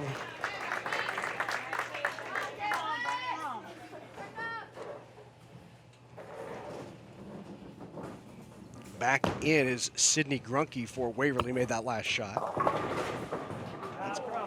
Smashed the head pin, but stayed out of trouble, left the 10. One thing that Michelle Kelly, the coach of Waverly, talked about was that this is a team that really is willing to learn the technical part of bowling. They know that they need all of the parts. They need sound fundamentals. They need a strong mental game. They need to be able to make changes when necessary. And that really is something that plays to their advantage. Just a quick correction, the last bowler, Brianna Gable. Look at Waverly's numbers. Those 18, 16, and 19 all look exactly the same. They've got to have that outline on the number. Yeah. Difficult to pick up, so we apologize to Brianna Gable, who made that last shot. She's leading off for Waverly.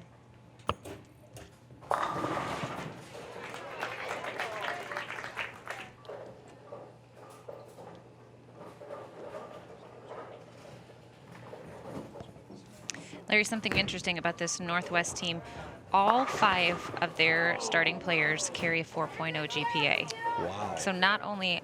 Is it a prerequisite to be on the team? Right. If you want to bowl for us, you have to have a 4.0? Because that would have eliminated you and I right away. Right. Speak for yourself. Oh, all right. But not only, strong in their athletics, we've got bowlers, cheerleaders, track and field athletes, swimmers, but strong academics as well. Grunke's 5th mark of the day. We talked about that earlier.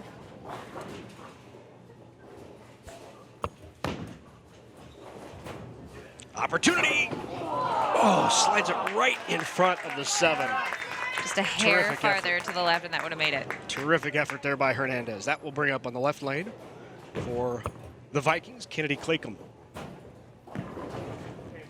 But Kennedy's game has really improved in the 3 years she's been on this Waverly High School program.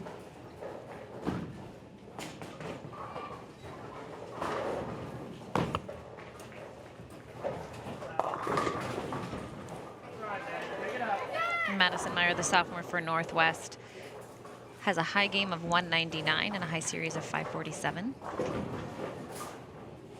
Spare opportunity here for Claycomb. Boy, she is such a much better athlete than her father. Scott will appreciate that. And say you're right. Right.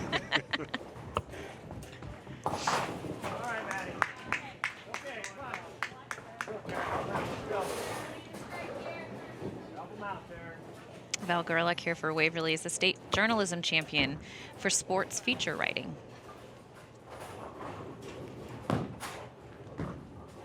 Crosses over, slaps that 9 straight back.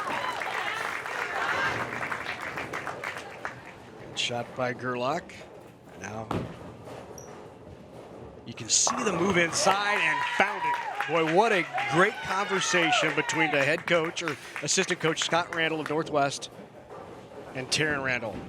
She was coming up high and high and high and finally pulled her aside. You can see the conversation they had. She made a move, left a 2-pin, and then that made a slight move back and was flush. And Welling. She didn't like that shot. I think she knew off her hand, right? Yeah, yeah.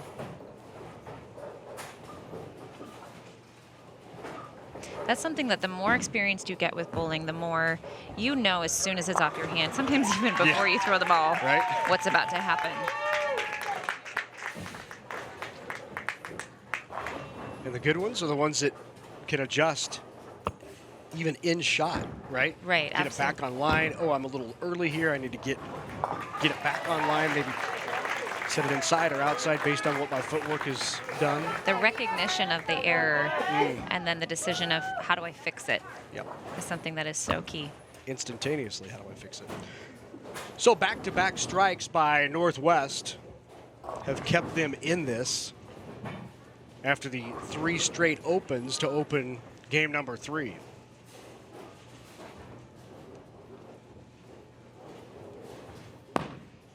Caitlin Bergen here for Northwest. Light shot right there. Is another unified bowler.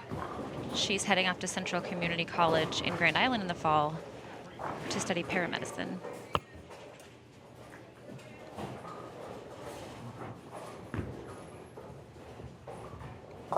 Gable does not quite get the 7-pin out. Like the conversation again from assistant coach Whitney Larison, who walked up. Whitney, of course, was an outstanding bowler for this Waverly program for many years.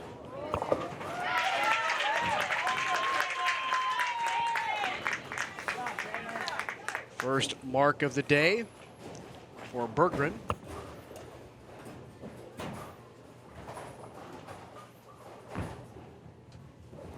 That needs to hook, just didn't get across.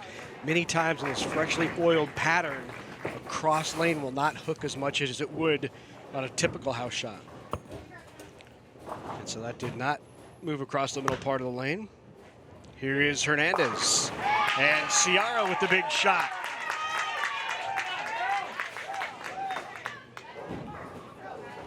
Go back on the right-hand lane. Here is Grunke. After the open, needs to bounce back and does. Third strike of the day for Grunke, and she has not opened. Coach Michelle Kelly for Waverly talked about the mindset of this team that, first of all, talked about just what a special group they are, how mature they are, that there's somebody, a group of girls who came together to win since the very first day of tryouts. Talked about how they're such a cohesive group and that their motto is bowl our game and have fun. Claycomb again with the strike. That was a big answer for Kennedy Claycomb after Northwest had just put together 2 in a row. We have 4 straight strikes. And that one was tugged a bit inside by Randall. And left the 5-pin. So a big opportunity here in the 9th frame for Waverly to take control. A strike here would do it. Crosses over. 5-9. So now you get down to that clutch part of the match. It's 123 to 123. Both teams on a strike. Both teams with an opportunity to spare. Who is going to make the shots down the stretch? Randall. Coach Nikki Bradley considers Randall the one who's really the leader on the team. She's the one who gets them going. A shot like that is something that is going to get them going. Big conversion. So here we go into the 10th again. Our 2 best bowlers in an even match. And Shaylee Bradley buries it. She said that her strength is bowling under pressure. Absolutely. She showed it right there. Her 5th strike in 6 shots, and again, a week 7. And so now here's Bradley with an opportunity to strike and win the match. tugs it. Who got that 5 out, and that was important because had she not, we could have had a tie here. And still can. Still can. So an important spare conversion here for Welling. She needs to spare and strike to force Bradley to pick up the 10 pin. Must spare, got it. So a big shot for Welling. And here is Bradley. Bradley gets this. It's a 183 and they win. And we could, that came out of the gutter, so it doesn't count. We could have a tie here. Because that is now 182 for Grand Island Northwest. And if Welling strikes here, we have a tie game. 3 consecutive shots on this lane. She's left a light 7, and she gets to go that time. Got what she loved. She talks about loving the rush of adrenaline and the feeling of getting those game-winning strikes and hearing the cheer of her teammates and the parents. So in this format, we are tied at 182. It used to be that we would go ahead and play and each team would get a half a point. The new rule this year in the Nebraska High School Bowling Federation is we will decide the tie right now. So each coach picks its best player to throw 1 shot.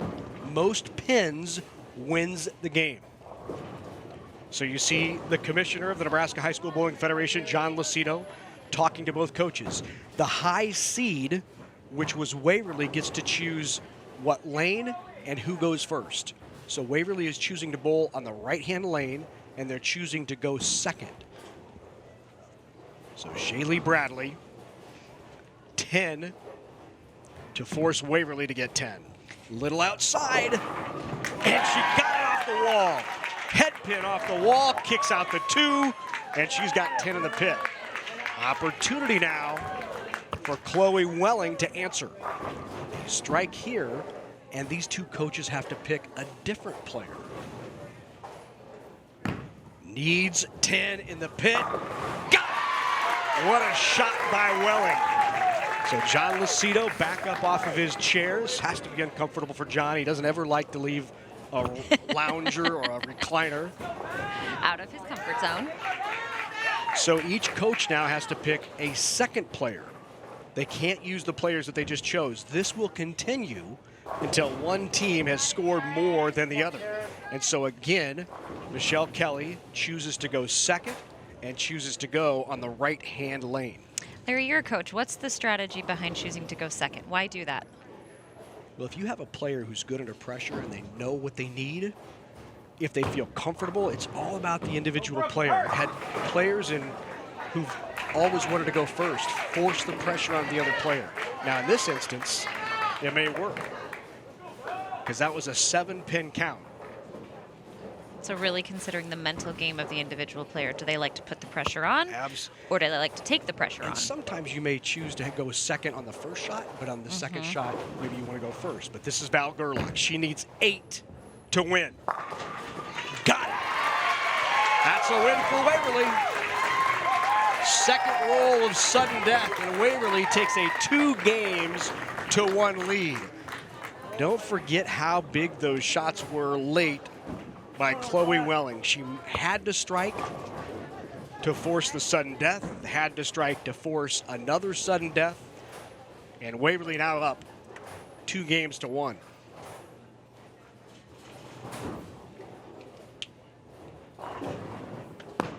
Yeah, it's always an individual. There are players on my team that I would absolutely want to go second because they want to know they're competitive, they have a fire, they feed off of that competitive nature and want to compete. And then there are other bowlers that I want you to go first and put the pressure on the other player. And I think especially the further you get in sudden death, the more you would want to go first, because those players probably aren't as likely as having faced that pressure. Well, and not only the pressure of the sudden death situation, but it's all eyes on you. I mean, usually in bowling, there's other players bowling to your left, to your right. It's the pressure of the wind, but now everybody is watching just your shot.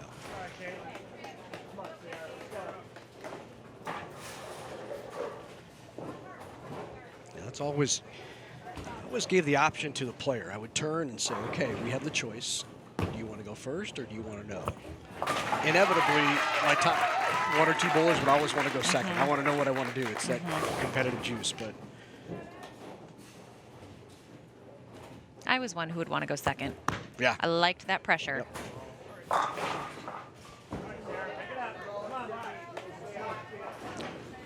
So we're in a must-win situation now for Grand Island Northwest. Down 2-1. Waverly, your defending state champions, looking for back-to-back state titles. Just needs one more win to take home the title.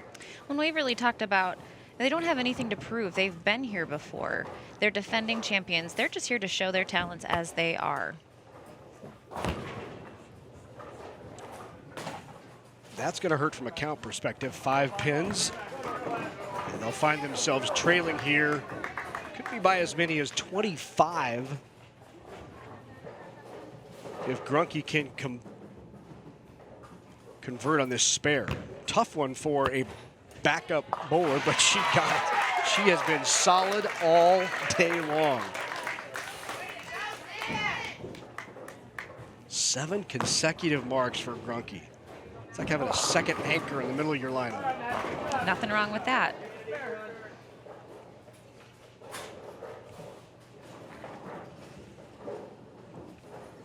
Kennedy Claycomb up for Waverly. Ah, what a shot. Second strike by Claycomb in a row. And that's what Waverly needed to continue to put on that pressure.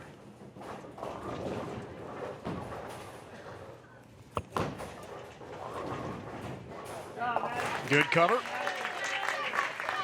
Northwest on the board here in game 4.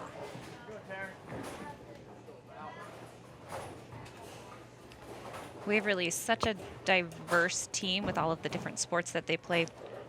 Coach Michelle Kelly talked about how while these girls are so involved in so many different things, they may not walk with the same friend groups in the halls of Waverly High School, but when they come together as a team, they are a unified group of girls. Spoke to such a mature group of girls that she works with, and she really said she's really going to miss the seniors next year. Great shot there by Taryn Randall.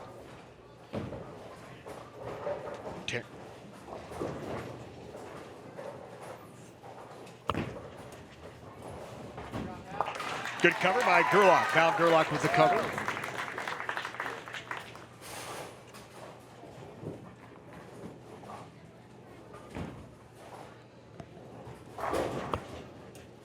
Taryn Randall up for Northwest right now is involved with Student Council. She has earned academic letters in high school. She's actually been on the honor roll since the 6th grade. Needs to hook. Just does not stay on the lane.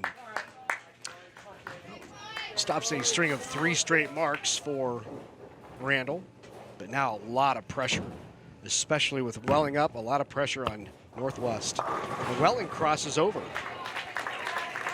Do that off the hand as she leaves the 4-pin. So big opportunity here to get back in it for Bradley. Boy, she's such a smooth roll. What a shot by Bradley. You didn't even hear that ball hitting the lane. She's just very smooth bowler.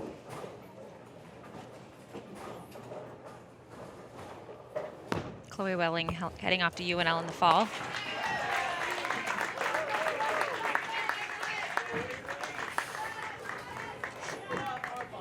So they'll switch sides. Waverly is clean through 5. That's an impressive first 5. 9 spare, 8 spare strike, 9 spare, 9 spare. So back up on the left-hand lane now is Emma Gruby. Gruby has been high each time. Not that time. Boy, she just made that almost impossible. Well, not impossible. You can slide it through those two. It's just an unusual spare conversion. When you saw the kind of funky way that those pins fell, she said the strength of her game is her pin action. She got it there. Not the kind she wanted, though. Not what she wanted. This is one where you're probably going to move your feet maybe 1 or 2 boards right and throw your strike ball, because it has to go between the 8 and 9 pins and still get the 2 out, and not going to do it. So got the 2-8, but not the 9. So a slight opening here if GI Northwest can capitalize.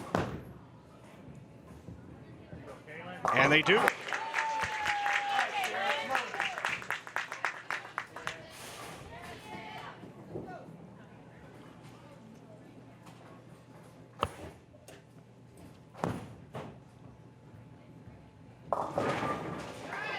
Slapped out the 7. Good break. She may be able to pick up that spare if she just throws the same shot but moves her feet a few boards to the left. Just rides along the right side of those pins.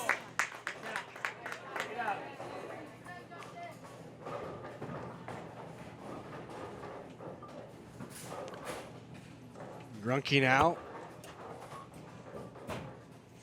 Trying for her 8th consecutive mark of the match. Oh, it doesn't get it. What a great run, though, for Grunke. She went strike, strike, spare, spare, spare, strike, spare, until that open. Back-to-back opens now for Waverly.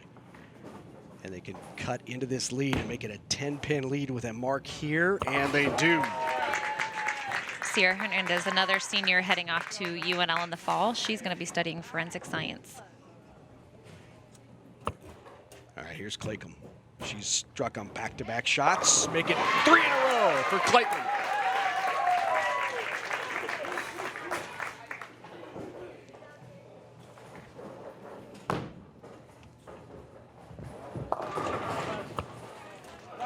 Seven, 10 out. Leaves the 6-pin. Big shot by Claycomb. They had gone back-to-back opens. GI Northwest had cut it to 10. She steps up and pounds the pocket. And then they double up. Gerlach with the double. And now it's in the hands of Chloe Welling, who, with 2 strikes, can deliver another state championship to Waverly. Good cover.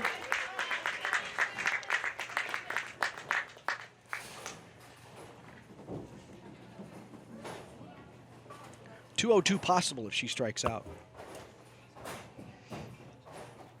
Here is the shot by Welling. It's going to cross over. And just like every shot today, she's had 9 or better. So still an opportunity. The door is open here for GI Northwest. 181, the best Waverly can have. 179. But Grand Island Northwest really needs a strike here. That's a little high, crosses over, got the 10-pin to go. 179 possible. Welling can still shut him out with a spare here. She got it. So a must strike here for Northwest.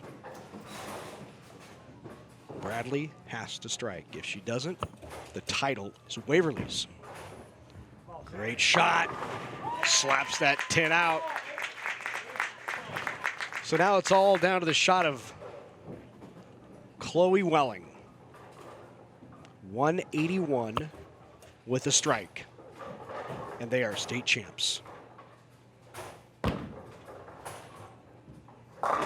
Got it! Back-to-back state titles for Waverly. What a great way for that senior to go out. 179 now, the best that Northwest can shoot. And Bradley rings a solid 10-pin. She's done everything she can. We will likely end with 167, 168. But Waverly shoots 181 here in game number 4 and wins the state title 3-1. Last year they won the title 3-0. In a win over Lexington. This year they take down Northwest. Opportunity for a final shot on TV for Northwest. And that's it. Your champs are from Waverly. Back-to-back titles. When we come back, medals and trophies get handed out right here on NHSBF.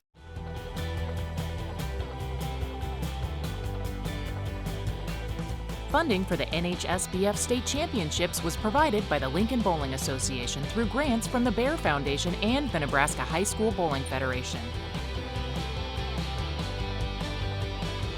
reminding you that over 1,000 high school students compete statewide in varsity bowling.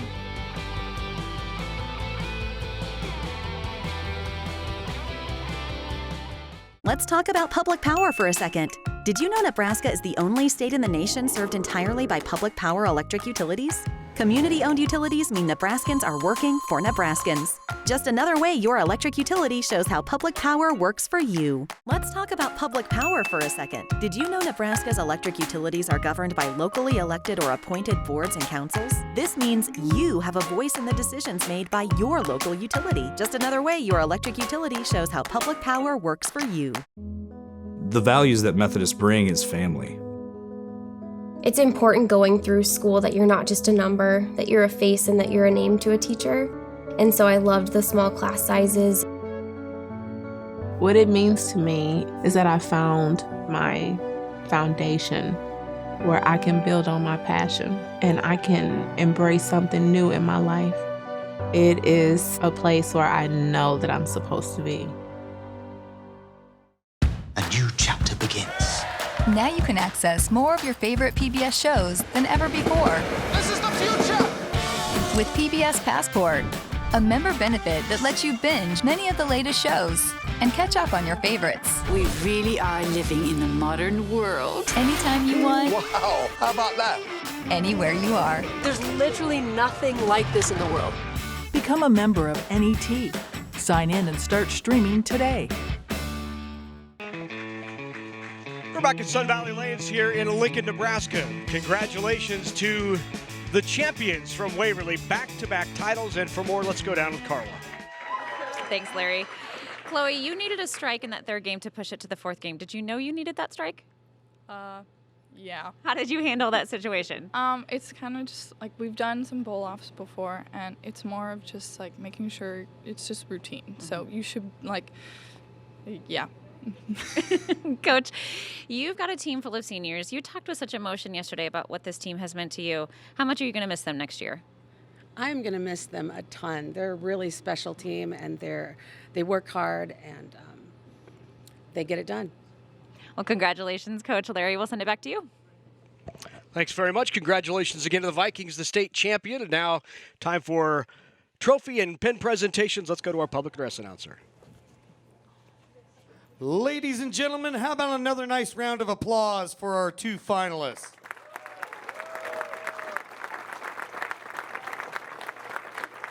And now for the awards presentation. Your Class B runner-up, Grand Island Northwest. Head coach, Nikki Bradley. Assistant coach, Scott Randall.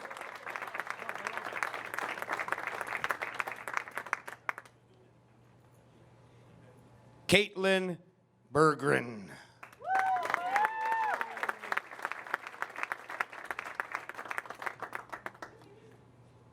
Sierra Hernandez.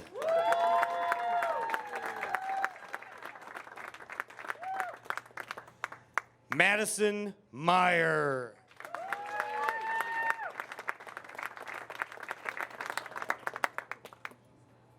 Taryn Randall.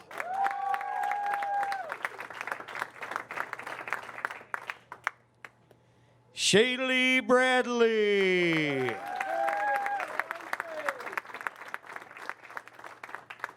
Kaya Smith.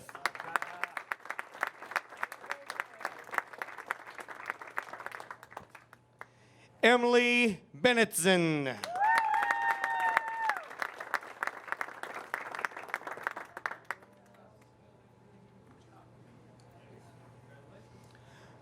Ladies, here's your runner-up trophy. Congratulations to Grand Island Northwest, your ladies Class B runner-up. Now, here's your 2018 Class B champions, the Waverly Vikings. Head coach, Michelle Kelly. Assistant coach, Whitney Larison.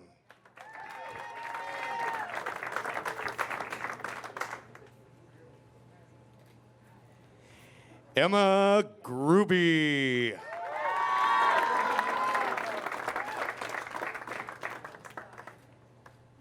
Kennedy Van Scoy.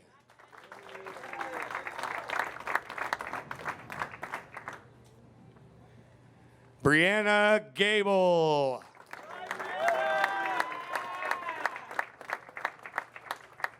Val Gerlach.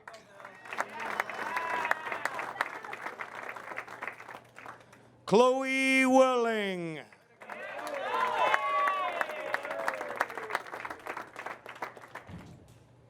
Sydney Grunke.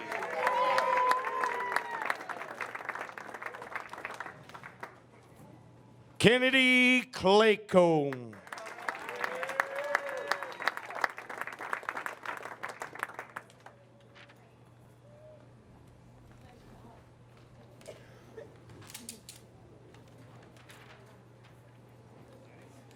Ladies, here's your bracket and your championship trophy.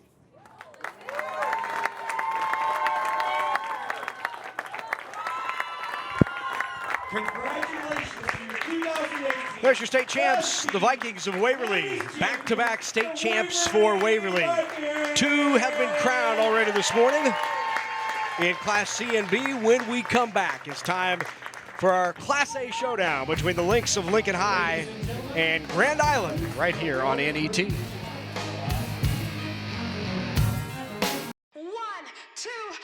2, 3, 4. What do you think about going to college?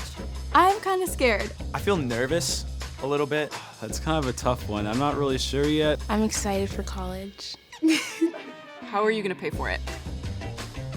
To be honest, I don't really know. That's actually a really good question.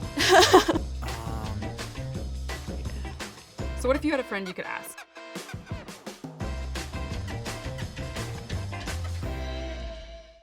Methodist College is small, and the faculty is very involved. I feel that they care about how I'm doing. Nebraska Methodist put clinical work right there with the schoolwork. I knew I was going to be helping patients even during school. Since starting Nebraska Methodist College, I have learned a lot about myself. I love to learn, and I want to keep progressing and make an impact on patients. Let's talk about public power for a second. Nebraska's electric utilities use a diverse mix of fuel resources to generate electricity. Wind, water, coal, nuclear, natural gas, solar, and methane. Just another way your electric utility shows how public power works for you. Let's talk about public power for a second. Did you know Nebraska's electric utilities pay more than $100 million to communities they serve each year? Those dollars stay local, helping to empower our hometowns. Just another way your electric utility shows how public power works for you.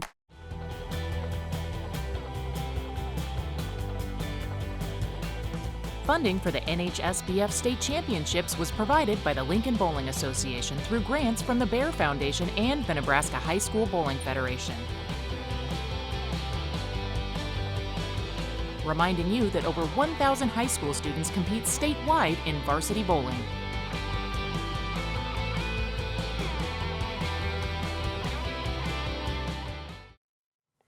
Nebraska is a place abundant with wildlife and unique habitats. Through programs like Nature, Nova, and any of a number of local productions, we learn about the natural world both near and far. Your financial support allows NET to acquire PBS programming and invest in our state by producing local programs of interest to Nebraskans. Please help ensure the programming we value will continue on our statewide network. Make your contribution now at netnebraska.org. Thank you. Don't spend the cold winter days in Nebraska wishing you could be outside gardening. Watch Lifestyle Gardening from the folks from Backyard Farmer. Lifestyle Gardening with Kim Todd helps you get prepared for the upcoming gardening season with tips for the beginning gardener all the way to the seasoned green thumb. Be sure to watch Backyard Farmer Presents Lifestyle Gardening, January 19th at 10 a.m. Central on NET.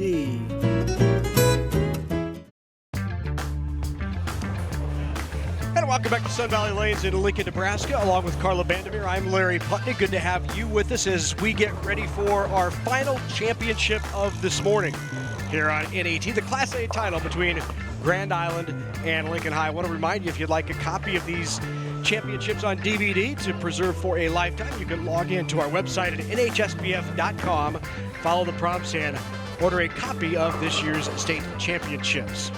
Yesterday, the singles competition was contested, and here is your all-state tournament team. Katrina Kindle of Lincoln East led the way with a 541, just outlasting Brittany Baker, who you will see here in this championship. Brenna Madison, a terrific player, averages above 200. You'll see her here this morning. She shot 537. Titania Dreer, 530, and Alex Holdsworth of Columbus SCOTUS, a 525. That is your first team all-tournament team. Here, look at the lineups. First for Lincoln High, Coach Ron Phillips Jr. First time he's taken a team into these finals. The seniors on this squad are Brianna DeWater and Damon Walker, sophomore Haley Meyer, Angelica Phillips, Brenna Madison, Landon Bish, all juniors, and Alexis Kelly is the freshman. For Grand Island, Don Prawl is the head coach for 10 years for the Islanders. Krista Manning, Brittany Baker, Andrea Rhodes, Lakota Erbauer, Titania Dreer, who was on that all-tournament team, and Liz Ann Kohler, the junior for Grand Island. That's a look at the two teams. When we come back, action begins in the Class A title between Lincoln High and Grand Island right here on NET.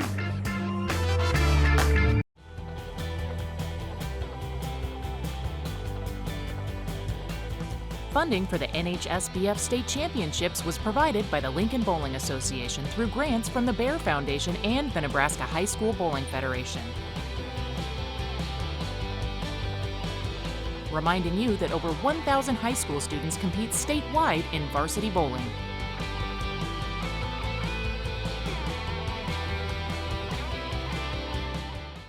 Methodist College is small, and the faculty is very involved. I feel that they care about how I'm doing. Nebraska Methodist put clinical work right there with the schoolwork. I knew I was going to be helping patients even during school. Since starting Nebraska Methodist College, I have learned a lot about myself. I love to learn, and I want to keep progressing and make an impact on patients. Let's talk about public power for a second. Nebraska's electric utilities use a diverse mix of fuel resources to generate electricity. Wind, water, coal, nuclear, natural gas, solar, and methane. Just another way your electric utility shows how public power works for you. Let's talk about public power for a second. Did you know Nebraska's electric utilities pay more than $100 million to communities they serve each year? Those dollars stay local, helping to empower our hometowns. Just another way your electric utility shows how public power works for you. Follow Nebraskans doing extraordinary things when Nebraska Stories begins its 10th season this January. Nebraska Stories crisscrossing the state, making new discoveries and reminding us of our rich heritage. Nebraska Stories lets us know who we are, where we've been, and where we're going. Stories worth sharing, stories worth hearing. The new season of Nebraska Stories begins Thursday night, January 17th at 8 Central on NET. Welcome back to Sun Valley Lanes here in Lincoln. Our final state championship of the day will be contested between Grand Island and the Islanders. Well, this is a co-op team between Grand Island and Heartland Lutheran. Rather than saying that every time, we'll just refer to them as Grand Island and the Islanders. Good crowd on hand here as Lincoln High back in a state championship match for the first time in 5 years. Check that, 10 years. This is the second time they've made it to state in the last 5 years. Lincoln High School had their first ever finals appearance way back in 2003. They made the finals 4 of the first 6 years they existed. This is their first appearance since winning it in 2008, so it's been 10 years since Lincoln High School has been here in the finals. Had a win over Columbus in the semis, lost the opening game, came back and won the next 3 to advance to these finals. Grand Island, 4th straight final appearance for the Islanders. Lincoln High will lead it off. That is Brianna DeWater. Right-hand lane now. Krista Manning, the only lefty on the squad, Just a bit high, gets the 10 out. Easy conversion upcoming for Manning.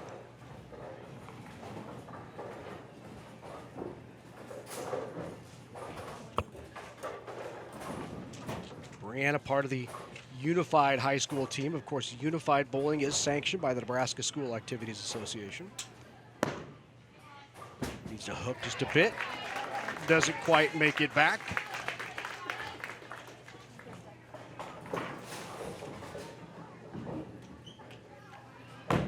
Manning can give Grand Island an early lead, and does. Good conversion there by Manning. GI coached by Don Prawl. You see Don giving the high five there. 10 years as the head coach. USBC bronze level certified, level 2 certified as well. Up on the left-hand lane, Damon Walker. Good shot by Damon. The senior.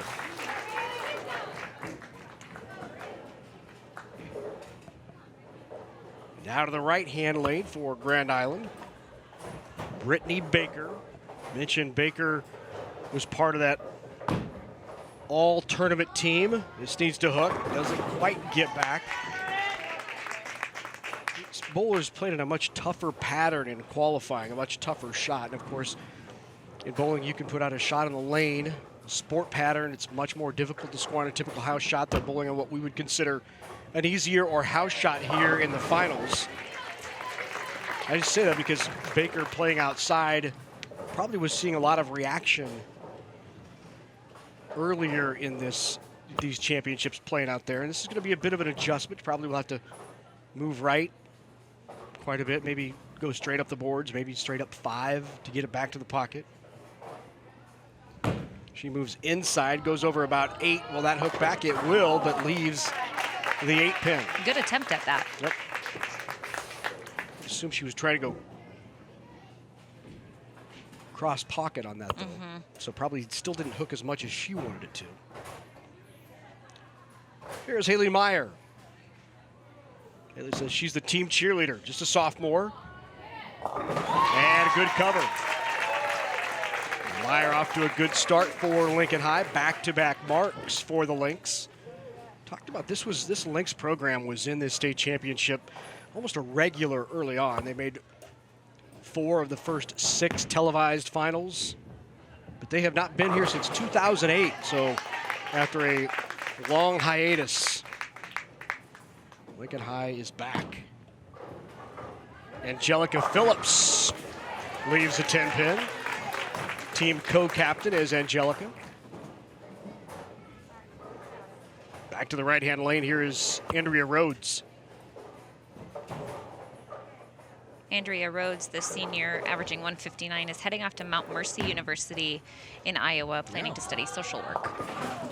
Just comes up a bit light, and I think that's a couple of shots here early on where we've seen Grand Island just a little bit light on this fresh pattern, fresh house shot. They're probably, I'm sure Don Prawl will be talking about moving right on the lanes to try to get the ball to hook a little more. Counterintuitive maybe for some who think if your ball's not hooking enough, you want to move further away from the pocket, pick up the dry boards, and what a great shot by Lakota Erbauer. Lakota, we've seen her down here before. She's improved a lot over the years. It's been fun to see her grow. Here's Brenna Madison, just a junior. Brenna, one of the top bowlers in the state, has been for a while. Bowls in a lot of different competitions regionally throughout the Midwest. Solid player, solid game, averages over 200.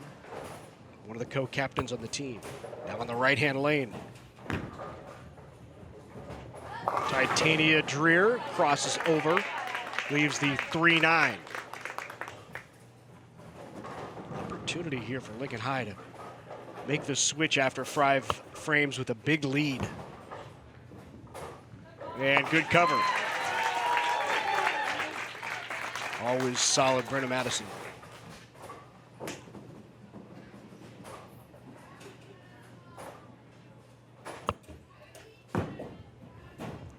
Lincoln High team talked about being a supportive team who kind of picks each other up. You see they opened in the first frame, but then filled every frame after that. That's what you want to have happen when you have those tough starts with an open in the first. Baker Bowling, the 2 teams switching sides after the first 5 frames. The ball in the opposite lane. One thing I like about they call it Sun Valley Baker because so many lanes and houses around the state are not able to support this type of switching with the automatic scoring. But it eliminates one team getting on a better lane that scores, and if you're automatically on that lane in game number 5, you have a better opportunity to win. This eliminates that advantage. Really like the fact that they're switching lanes after 5 frames. Yeah, I've been a part of matches before where you watch the match as it proceeds and you go, it's the right lane. Whoever's going to end on the right lane is going to be the team who wins. You could almost predict that it's going to go to the last game. Yep. And whoever ends up on, or the left lane, whichever it is, but being able to switch halfway through the game kind of takes that away, which is nice. DeWater with a nice shot there. You've probably seen that even at the collegiate level. In fact, that might be what you're referring to when you're watching, like, for example, your old team, the Nebraska women bowling in a national championship on TV. And every time the team that on the right lane wins, and it's like, okay, the team that gets that lane in the end is going to have a better opportunity to win it. Yeah, and it's a frustrating situation because then it comes down to luck of the draw. Luck of the draw, yeah.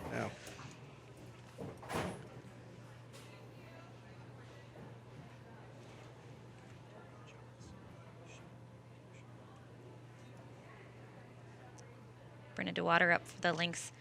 Also is a swimmer for Lincoln High and is in the chorus.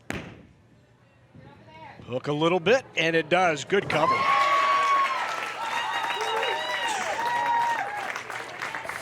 Yeah, I really think what John Lucido and his staff do here at Sun Valley Lanes with these championships is remarkable. Not many high school bowling championships have an opportunity to be held at a venue like this with an arena-style finals with the ringer bleachers down the lane, great crowds on hand, and his staff for years has done a terrific job with these finals.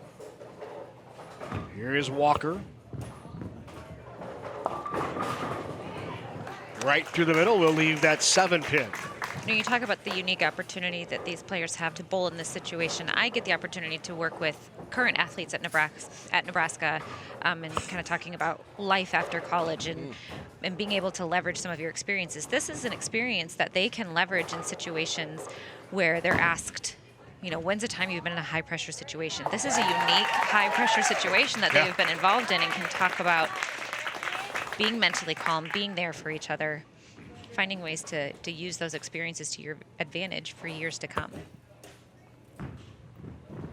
Straight up the boards at the 7-pin. Maybe not the way you would draw it up textbook, but picked it up. Tough way to do it. Damon got it. Grand Island off to a terrific start here. 4 consecutive marks, but Lincoln High with 6 straight marks. Crosses over. That's a big shot in the 8th frame.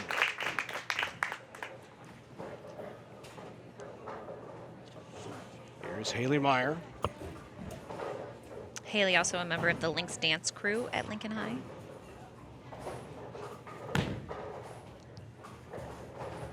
Crosses over. Got the 10-pin out. Took advantage of the Brooklyn strike. So both teams striking in the 8th frame. Right in the pocket, slaps that out, a big double. GI needed that as they trail by 12 pins, and that just evened it unless Angelica can strike here. She can hold on to the lead with a strike, a little high. Leaves that 4-7.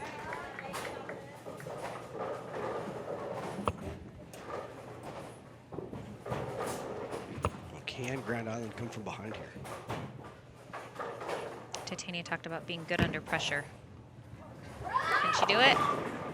Spins to the left. So 6-pin count. Lead will still be in the hands of Lincoln High. Need this spare. Ooh, that will open it up. 152 in the 9th. 158 if she can convert here. So this is a pressure situation for Titania Dreer. Needs the cover and gets 3. So they'll finish with 166, and all Brenna has to do now is mark. Last time up, Brenna came in just a little bit high into the pocket. Left to 7-pin. We'll see what adjustment she makes. Again, a strike here likely gives them game number 1. What a shot! Beautiful shot.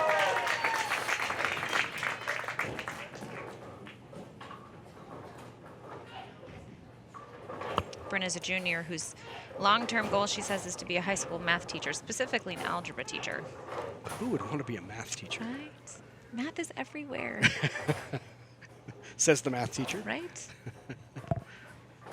But we talked earlier about the geometry that's involved in bowling. You know, thinking about different angles that you want to hit the pins at, whether it's a strike shot or... Great ball. That'll do it. Lincoln High takes game number 1. But not just the geometry, but how about physics? Absolutely. How about the physics of the bowling ball? And, you know, do you have an asymmetrical core? Do you have a symmetrical core? Where is your center of access? Where is your center of gyration around a ball? How does that impact the oil in the lanes? There's so much involved with bowling that your, you know, average person who might watch a bowling telecast or see bowling casually, they don't understand what goes into being a very good high-end bowler. It's a much more complex and complicated sport than most people know. So there's game number 1. It's in the books. 171-166. I want to remind you there's more Nebraska High School Bowling Federation Championships on NET Sports. The best high school boys compete tomorrow. That's tomorrow morning, 8 a.m. Central on NET. You can pick it up on the web on netnebraska.org/sports and also on the NET app. Here we go, game number 2. Lincoln High out to the quick start. Takes the first. Third shot in a row that has gone high for Krista Manning. Here's DeWater. But a pretty simple game right up the boards for DeWater, but it's been effective.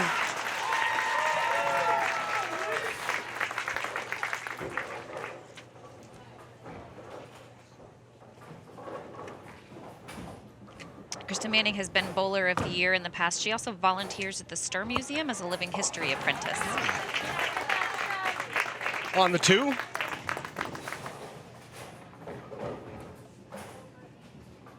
Opportunity for the double. Here's Damon Walker. Comes in light, does not get the carry.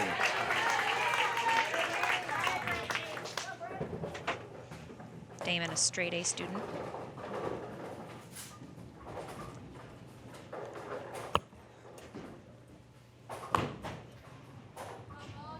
Needs to hook a little bit, and it does. Nice adjustment.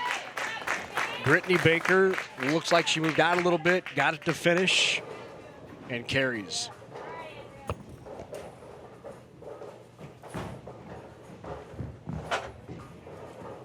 Just slid by. The last time Damon went for a 7-pin up the left side of the lane like that, and it's a tricky way to do it. You've got a lot of room to miss it when you're going straight at the lane like that. It's much more advantageous if you can work it out that you can go across the lane. Gives you more room for error. 4 pins. On a strike though, so still an opportunity to make those pins up.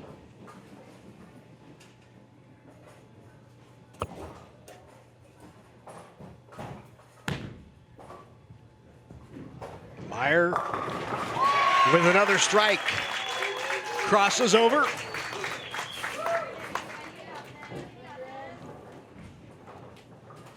Andrea Rhodes now for Grand Island. Also a softball player has actually earned 2 varsity softball letters for Grand Island.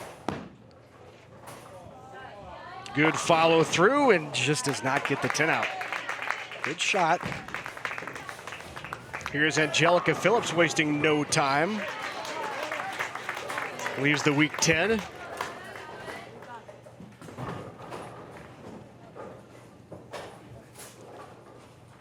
Left-hand lane, here is Lakota Erbauer, who has back-to-back flushed shots and comes up light there.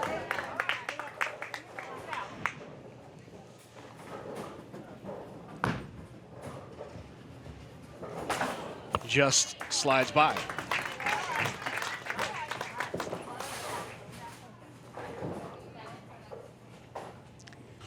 Lakota tragically lost her older sister Cheyenne a few years ago in a tragic car accident. She and several of her teammates talked about how Cheyenne motivates them. They want to make her proud. They want to get better at something that they continue to carry with them. The team, Grand Island, you see the bear at the very end of the bench there in the background. On the far left of your screen on that empty seat, that is the bear that represents Cheyenne. They've retired her jersey. I remember when this happened, you know, in the bowling community and certainly the high school bowling community, it was a tragedy. It was the day of their first match for the Nebraska High School Bowling Federation for that year when the coach and team got the call that she had died in a car accident. And this team's dealt with a lot over these 4 years, but they have made 4 straight final appearances, and she would have been a team captain and a senior on that team. I think they're doing a great job of making Cheyenne proud. Good cover there.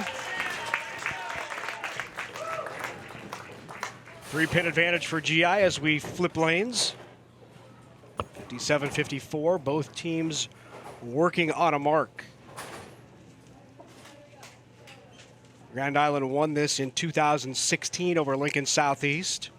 They lost in 2017 to Kearney. And then again in 2017, because we had 2 championships in 1 year when this sport moved from a winter sport to a fall sport. So in 2017, they lost to Fremont in the finals. But they've won it 3 times. They've won it in 2005, 2010, and 2016. They are 3-time champions going for number 4. And once again, Brianna DeWater with the strike. Back-to-back Brooklyn strikes for DeWater. It's a pretty simple game, but it's been effective. There we go in the pocket. Finding the range is Manning. It's interesting, we talk about a simple game, but you know, one of the drills you do, and I'm sure you did when you were at Nebraska, to create that free arm swing and be loose is a 1-step drill, or maybe even a no-step drill where you're up at the lane, you push out, relax the swing, just take 1 step and slide. And I found many bowlers actually have more success early in their career just doing a 1-step drill. They score better, it's simple, it keeps their arm loose swing, and that's really what Brianna is doing. Yeah, it's a drill that just takes all the other factors out of it. All you really have to focus on is a slide and a swing. Right. You have stations as you did that? 1-step drill, 3-step drill? Yeah. Yeah, you start at a no-step drill, Yep. move back to a 1-step, 3-step.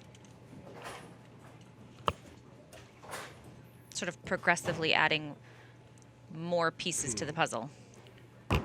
Well, Haley has back-to-back strikes, both on the Brooklyn side. Can she make it 3? No. 3-9 left for Haley Meyer. So down the right-hand lane, here is Brittany Baker. Struck her last time. Coach describes her as the motivator of the team.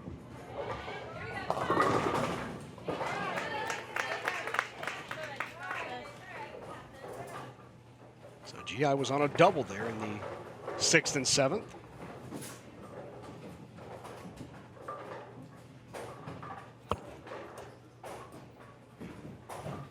Important spare here for Meyer. Kicks that 3-pin off the 9. So Lincoln High, check that Lincoln High had the double. So 130 in the 8th for Lincoln High.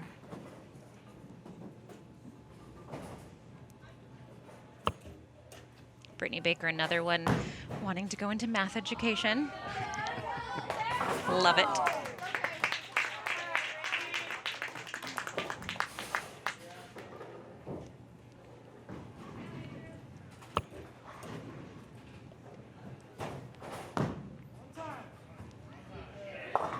It's a lead for Lincoln High, but it's less than 10 pins. Here comes a messenger.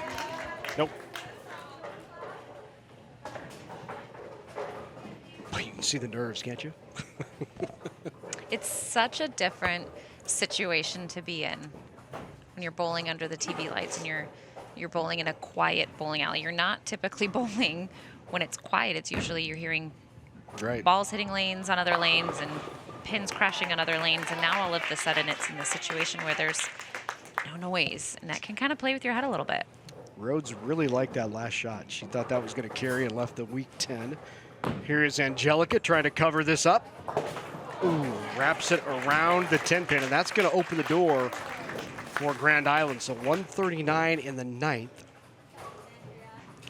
With 2 straight marks, Grand Island can take the lead, but they need this one.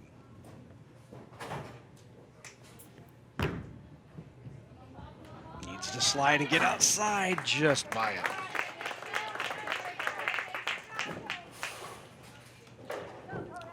So Brenna won't waste any time. She'll go ahead and throw her first shot in the 10th, try to put some pressure on this GI squad. Now, Brenna, wanting to be a math teacher, is going to want to go back and teach at Lincoln High because Lincoln High has a coffee cart on Fridays for the teachers. Her teammate, Brianna DeWater, is actually one who mans that coffee cart on Fridays. So in her education career, she's going to... Is that right? Yeah. That's what I would recommend. Sounds like you're promoting go to LPS teachers. That's go, what go to the place that serves coffee.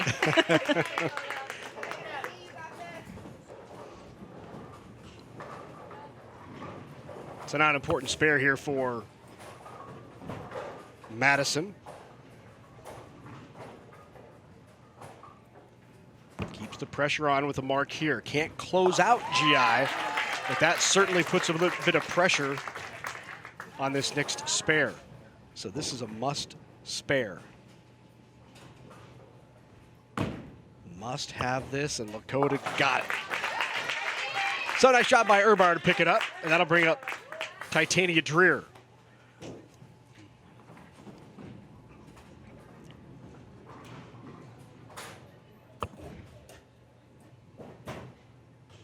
So Brenna might want to make a bit of an adjustment, and you saw her talking to her coach, Ron Phillips, as she's gone high on 4 of her shots, moves a little bit and flushes it. What a great adjustment by Brenna Madison. And she's a very experienced bowler. She's been bowling for 8 years, was the junior king and queen champion. Yeah. She was the Denver Queens Princess champion. She was the under 15 Pepsi champion, the under 20 Nebraska PBA champion. She is a very accomplished player. Oh, big shot for GI. Not done yet. Dreer comes through. She had to have that strike and got it. And so here's the situation. She throws this one. GI has an opportunity to win it. If she doesn't, Lincoln High goes up 2-0. Must strike here for Titania Dreer. Leaves a 2-pin, and Lincoln High takes game number 2. I see Coach saying, stay calm, stay calm.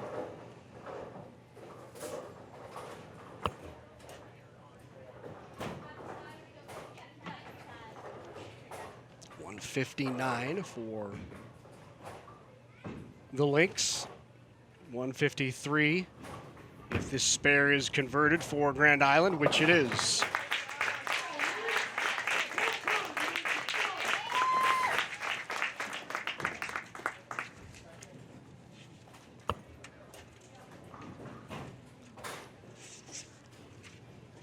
There's the score, 159-153.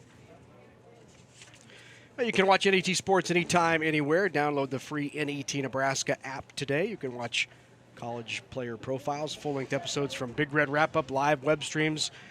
A lot of content on our app. You can download it in the App Store for free at netnebraska.org/apps. Ready here for game number 3. Lincoln High with a 2-0 lead. Deep breath from Brianna. That's going to hook. Not enough, though. Lincoln High yesterday knocked off Columbus, which was the #1 seed. It was a huge upset for the 5th-seeded Lynx. And they swept Lincoln East in the first round, which was also a bit of an upset.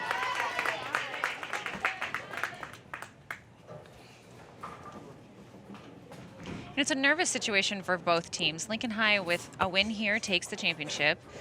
So they've got that pressure. Grand Island must win this game to stay in it, so they've got that pressure. Both of them experiencing a lot of pressure right now for very different reasons. DeWater got it. Boy, that looked like the 8-pin from behind, dripped the 9 and got it out. Krista Manning hoping to go pre-med when she's off to college in a few years. An important answer for Grand Island.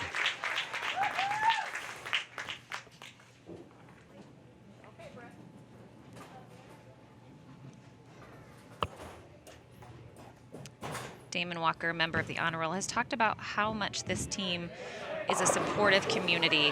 When Damon's mom was going through breast cancer, this team really, really rallied around each other and was supportive of Damon through that process. Here is Brittany Baker.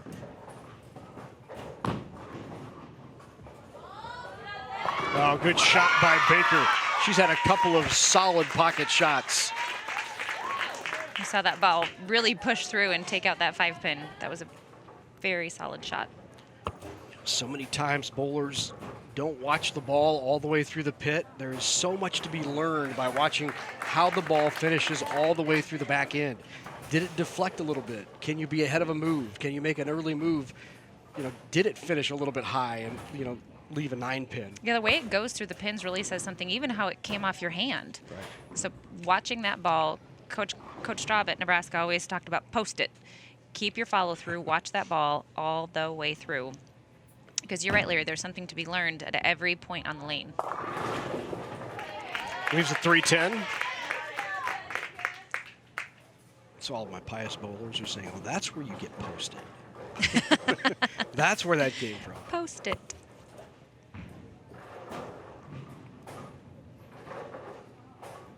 I also think it helps with balance. If you learn to post every shot, you're not falling out of shots. Falling out creates inconsistency.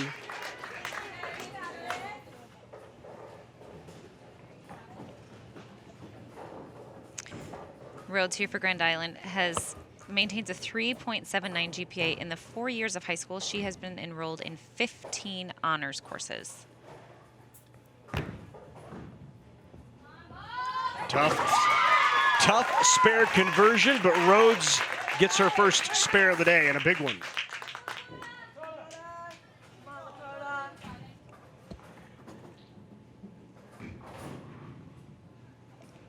Haley Meyer, also a unified bowler athlete, participates in soccer and is a volunteer at the Matt Talbot Kitchen. They find themselves down here in game number 3. Dakota crosses over. 6-8 remains. 6-9 remains.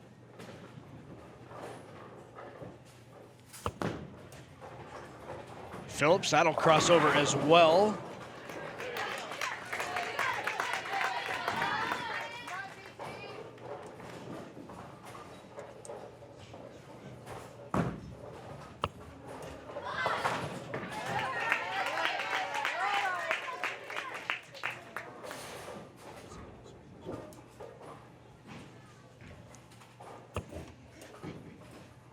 Angelica Phillips, the junior, up for Lincoln High right now. A co-captain, hoping to go into cosmetology, misses that spare.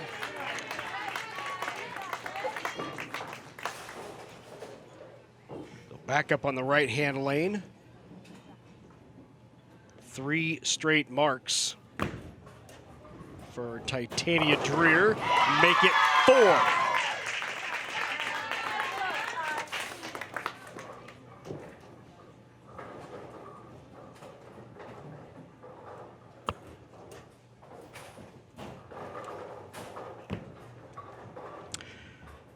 Brenna Madison comes in a bit high and leaves the 4-pin.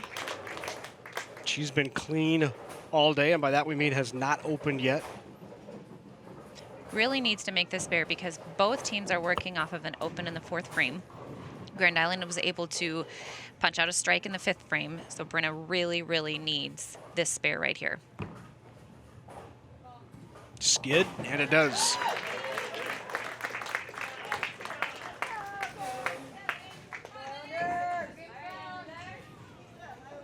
.21-pin lead for Grand Island here in game number 3. The Lynx on top, 2 games to none. Lynx looking for their first state championship in 10 years. They won it back in 2008. Grand Island, it's their 6th overall appearance. They're 3-time champs looking for that school's 4th title.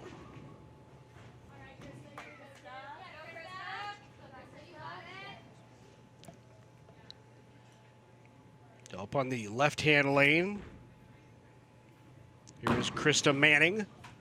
Manning's been solid all day, 4 of 5 marks. Every makeable spare she has converted, and we talk about makeables. There are some spares that you don't consider makeable. 7-10 would not be a makeable spare, maybe for you, but not for most people. Only on Tuesdays.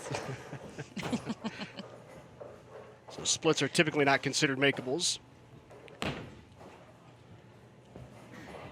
Crosses over, and a strike. DeWater. 3rd Brooklyn strike of the day for DeWater. She says that her ability to stay calm is the strength of her game, and that is definitely advantageous for her today. And that is 5 marks in a row for DeWater. Trying to keep this Lincoln High squad in it here in game number 3. Still down by 21, but an opportunity here with the strike to cut into that lead. Here is Damon Walker. Just slides to the right. Damon, a member of the honor roll at Lincoln High.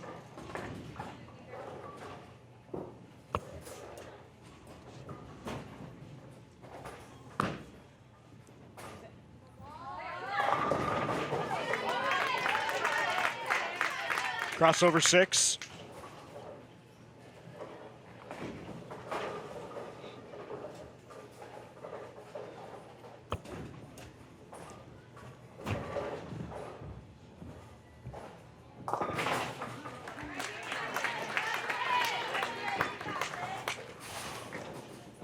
Tough open there for Lincoln High. And now an opportunity to expand on that lead with a mark here. Got it. Back-to-back single pin spares for Grand Island.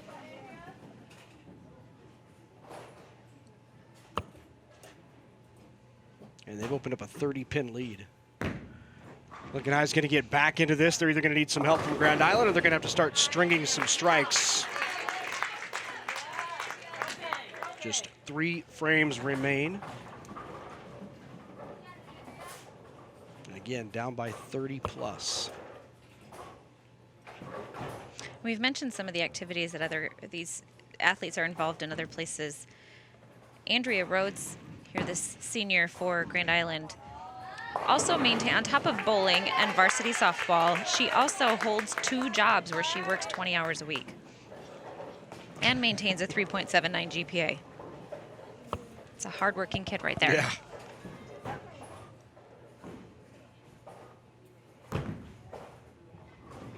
Good conversion by Meyer. Amy Meyer, who sports her number on her ribbon, like the rest of the team. We appreciate that. It's easier to pick up the number. Absolutely. Yeah.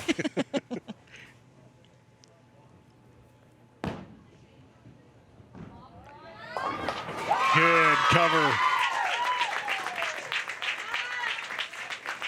That is 4 consecutive marks for Grand Island. And again, staying clean, just picking up your spares, puts pressure on the other team. And when you're a 9th frame bowler and your 8th frame bowler has just covered a spare, it is so imperative for you to mark in your 9th frame to set up that 10th frame bowler and maximize your pin count.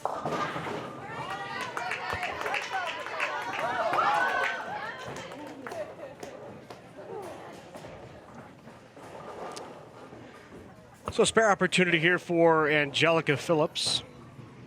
And she's one of the most experienced players in the team. She's been bowling for 13 years.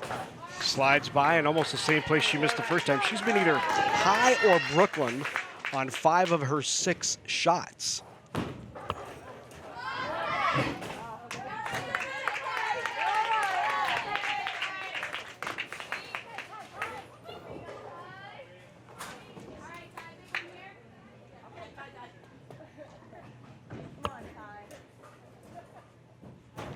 So this third game will go to Grand Island.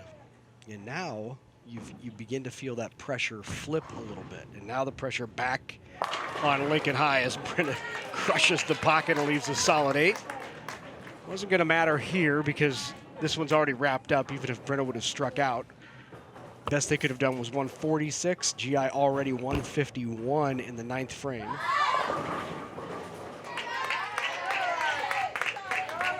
So Titania Dreer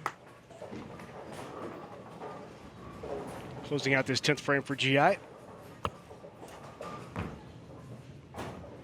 Good cover by Madison. Brenna Madison still clean on the afternoon. That's what you want from your co-captain. You want somebody who's going to be motivating to the team through their shots, getting the team to want to sort of rally around the successes that they're having and continue those successes. So in that game, Grand Island only missed 2 makeable spares. They missed a spare in the 4th and missed a spare in the 9th. 135, the final score for Lincoln High in game number 3.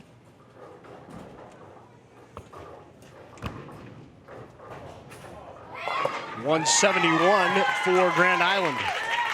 The Grand Island with its biggest game of the match has taken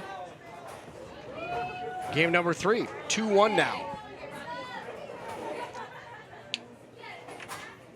Ron Phillips encouraging his team.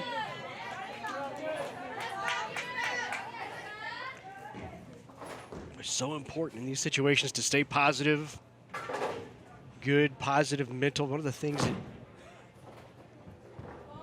I know Coach Straub works on at Nebraska with the bowlers and we work on in our program is mental toughness. Absolutely. It's something that both Coach Straub and Coach Klempa would say over and over again, that's not something we can teach. We can help you improve your physical game. We can fix your swing, we can fix your slide, whatever, sort of tweaks need to be made, but the mental game is all on you. Another strike. Well, she's been a star. 6 consecutive marks for Brianna DeWater. Both teams start out game number 4 with strikes. Coach Klempa, is that what you said? Coach Klempa. Does he do something there? Once or twice. Oh. He drills the balls mostly. Oh, okay. No, both coaches are fantastic coaches, and both are credited with the success of the Nebraska bowling program.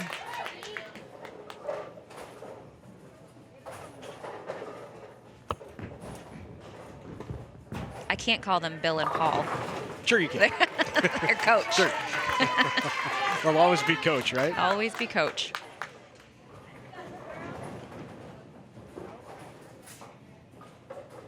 Yeah, there's so many, even in practice drills, that you can run to help develop that level of focus that you need in situations like this.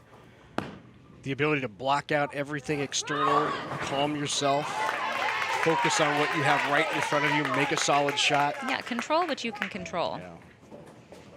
It pays off in these moments.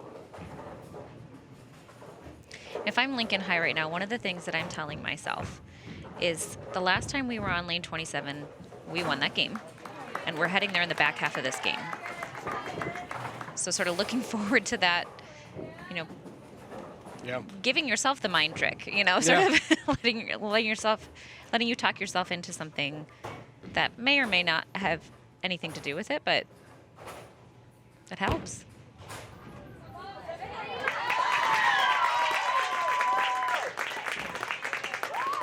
Third consecutive spare for Rhodes.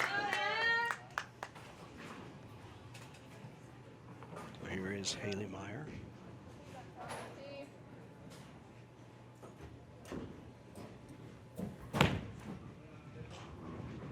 Boy, Haley just very calm, simple, solid, straight up the boards game.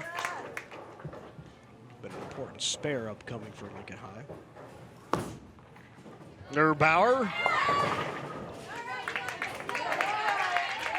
Erbauer, a junior, so she still has her senior year to go, but after that, she's planning on heading to Central Community College to become an architect. There's math there, too.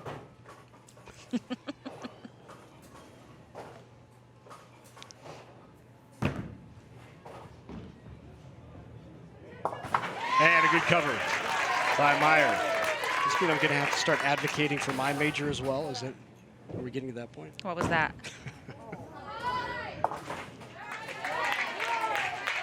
Broadcasting. Underwater basket weaving? Right. Well, those were the classes that got me to the major. God, right. okay. It's different, yeah.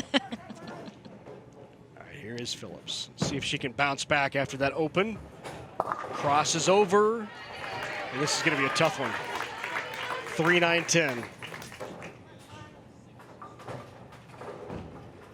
So 6 consecutive marks for Titania Dreer. Trying to make it 7, leaves a weak 5. Just did not finish through the pocket. You can see the ball deflect as it got to the head pin. But leveraging those consecutive marks, this is an easy spare for her to make. Yep. Not an easy one here in the right lane. Nearly took that 10 into the 9. Not a bad effort. As much as those 5-pin spares are frustrating because you know there was something about the first shot that could have prevented it, Right. you're almost like, but it's an easy spare to make, so okay.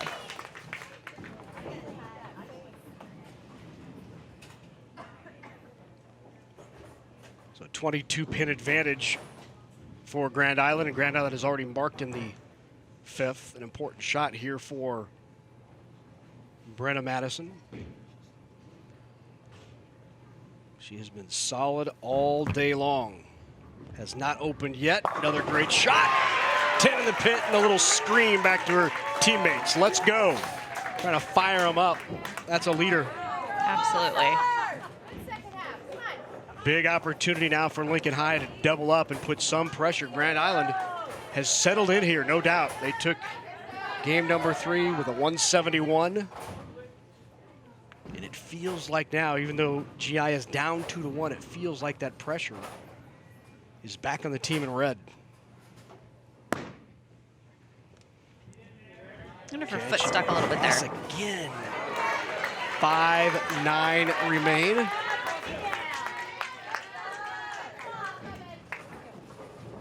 The lefty, Krista Manning, sophomore for Grand Island.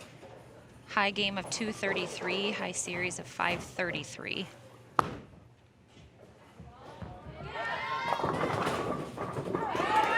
Good pin count and pin action.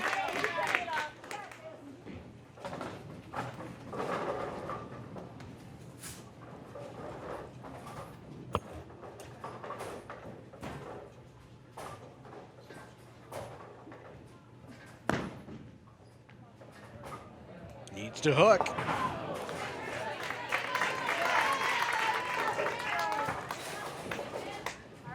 She had 6 consecutive marks prior to that open. And GI can put a lot of pressure on with a mark here, and they do. They have extended that lead now to 30 pins. So here's a very high pressure situation. Damon Walker, talked about a strength being managing emotions in high pressure situations.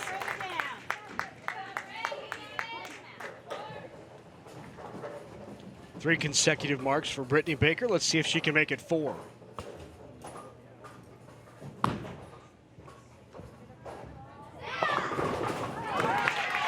Three pin remains.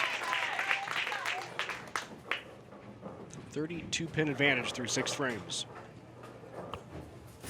Damon needs this spare. We'll see how this high pressure situation goes for Damon.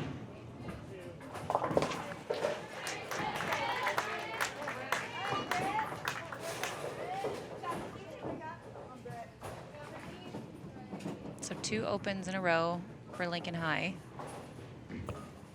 Grand Island's working on 2 fills in a row.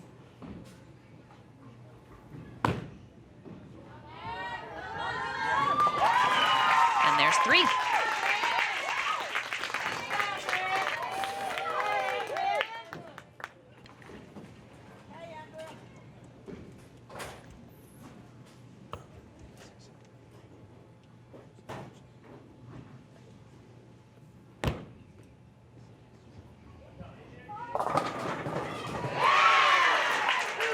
Bauer with the strike. It's a big one. They've set themselves up in the 9th and the 10th now.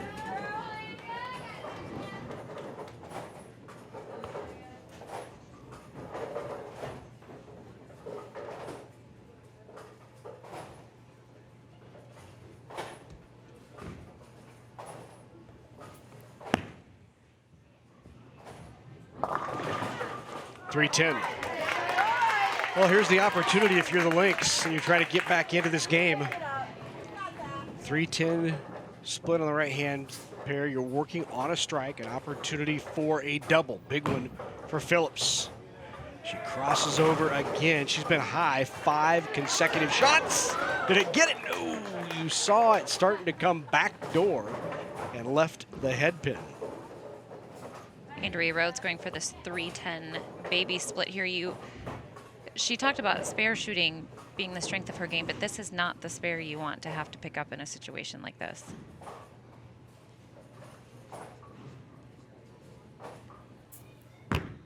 She's made 3 spares in a row. Can't get to 4.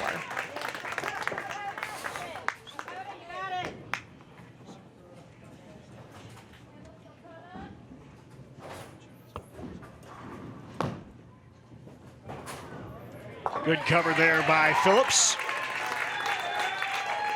Still a 30-pin advantage. And to get back in, if they're going to need some help from GI, here is Lakota crosses over. And look at that. Erbauer. I don't think she was taking a bow, but she might as well.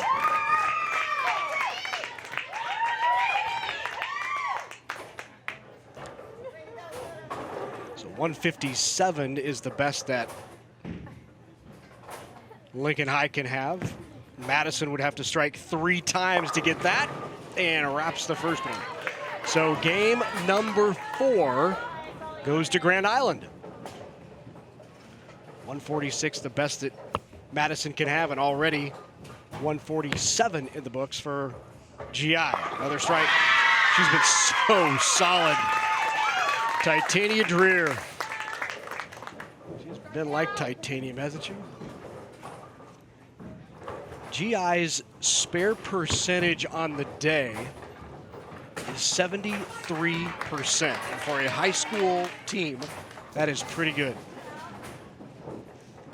73% of their makeables they have made. Well, that's something you can tell. Just as important in practice as strike shooting is just shoot some spares. Yeah. Just spend some time. I don't care what's on the lane. Just shoot some 7 pins, shoot some 10 pins. Try to hit the head pin, or excuse me, try to hit the 2 pin without hitting the head pin. Try to hit the 3 pin without hitting the head pin. Just how accurate can you be? Because that's the kind of thing that plays to your advantage in a situation like this, and it shows 73% of your spares. Yep. That's fantastic. So 183 the final in that game to 135, and we are headed to a deciding game 5. 183, the highest game today for any team that we've seen on the broadcast.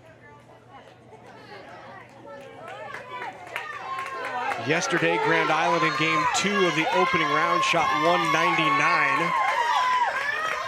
And that was the highest Baker game of any team in the tournament.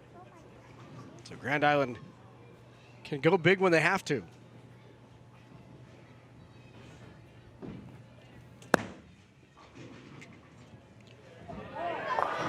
Good start.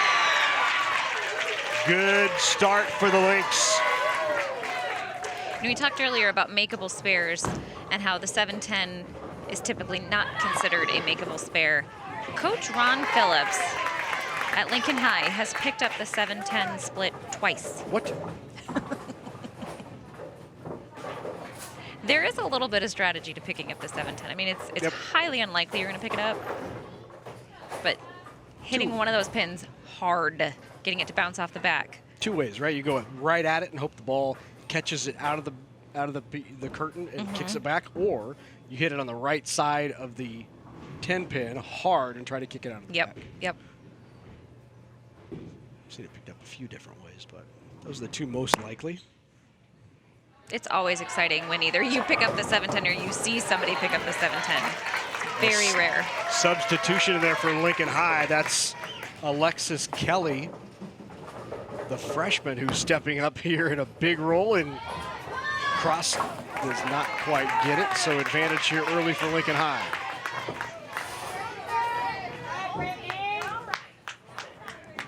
This is a tough situation for a freshman to be in. And we know you haven't thrown a shot yet today, but I want you to go in game number 5 of the state championship, freshman, and make a good shot. And No big deal. No big deal. She did make a good first shot. That's going to be just a bit off. Just didn't get the carry.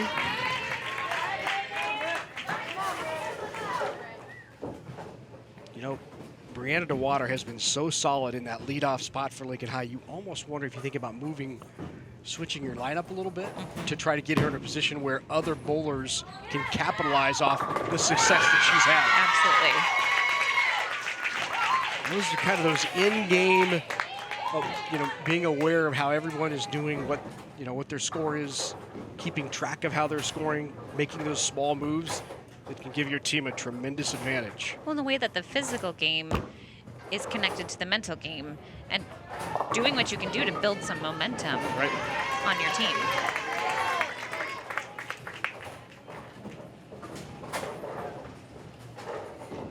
Opportunity here for Grand Island to really put some pressure on.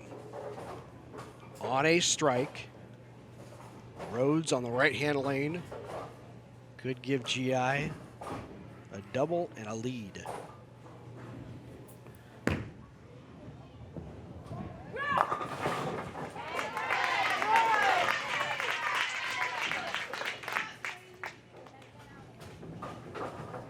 Coach Donald Prowl talked about how the team strength is not quitting. They don't back down, and that you can see that today, starting out 0-2, coming back to push this into a 5th game.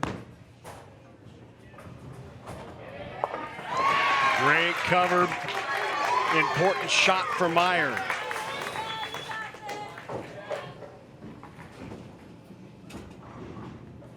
Get a sense this 5th game is going to be back and forth.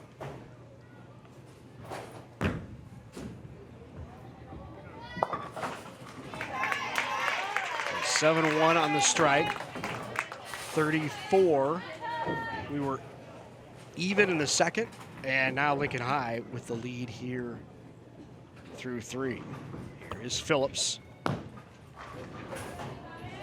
Crosses again.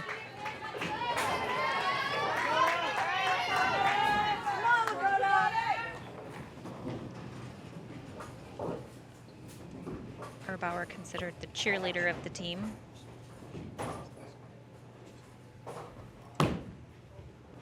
Bauer, big shot by Lakota. Gives them something to cheer about. Good for her. All right, important here for Phillips. 3 off the spare, cut into their lead, and then another 3, so they are now trailing. So already here in game number 5 through 4 frames, we've had 2 lead changes and a tie.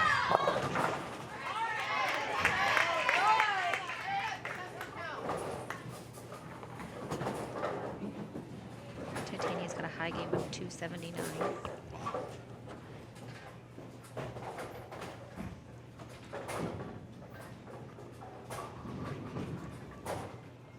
Career just a sophomore.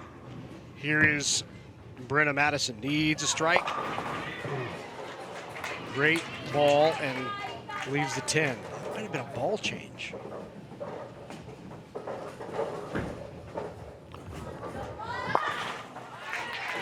Well, that's unusual to see in the middle of a match like this late.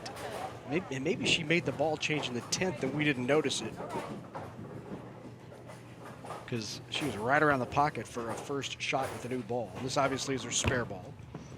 Goes a little straighter, doesn't hook as much, allows her to be very solid, and she continues just to be nails, and has not opened yet today.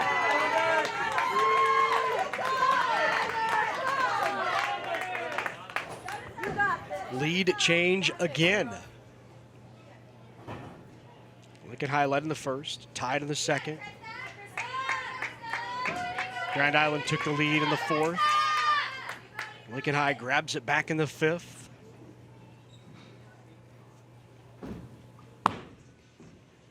Here is Manning.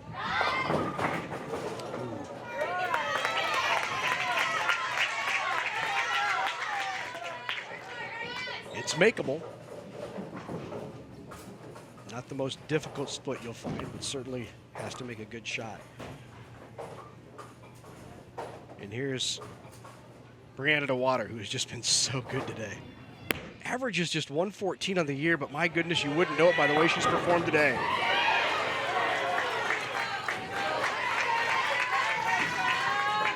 I believe she only has one open today. Check that, two. She opened in the first frame of the first game. Rattled off 6 in a row.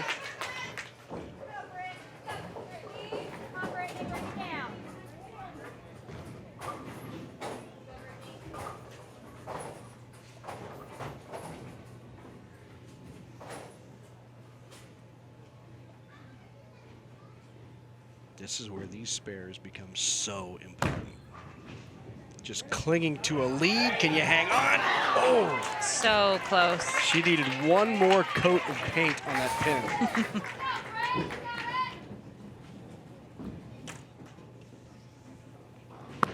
And here is Brittany Baker. That's her 6th consecutive mark. Just what GI needed in that situation. Coach considers her the team motivator and nothing more motivating than that. Here is the freshman Alexis Kelly, who stepped in right down the middle. Whew, got that 10 out.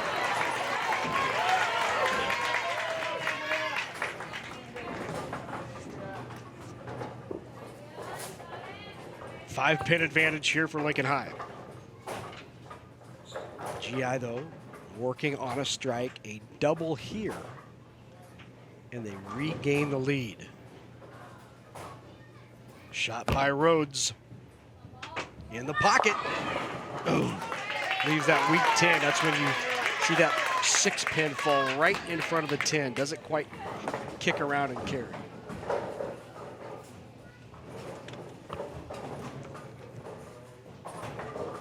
Alexis talked about loving, this is her first year bowling, and she talked about loving that it's something new to try during high school. There's so many different opportunities for students in school, and we're really hoping that, great spirit for her, that bowling can be sanctioned by the NSAA to continue those opportunities for students in high school. We're going to start chanting, she's a freshman here in a second. Alexis Kelly with a big mark.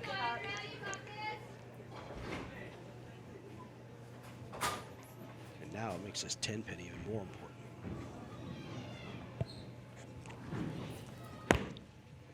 Hang on. Got it. So big.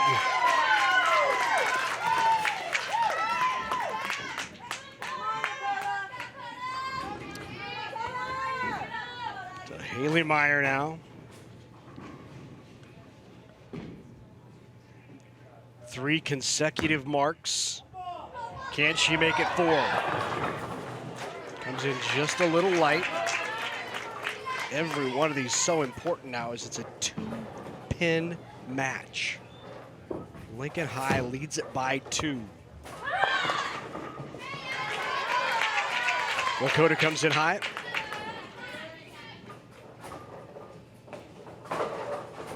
Both with a 7 count off of a 9 count spare in the frame before, so both need to make this to keep this tie. Lincoln High 1 frame behind, so GI is already marked in this frame. Lincoln High needs to match, and Meyer matches it. 5th mark in a row for Haley Meyer.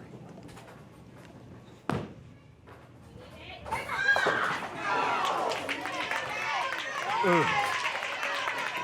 Just wrapped around that 10. And now, really important shot here for Angelica Phillips. A mark here puts them in the driver's seat. Nearly kicked that 3-pin forward. Boy, you just see the stress. It's building. Every shot, one shot closer to crowning a champion, and it starts to get very tense. Titania needs this. Needs a strike here. Mixes them up, rattles the 7. Here comes a messenger. Does not get it. 134 now, the best GI can have.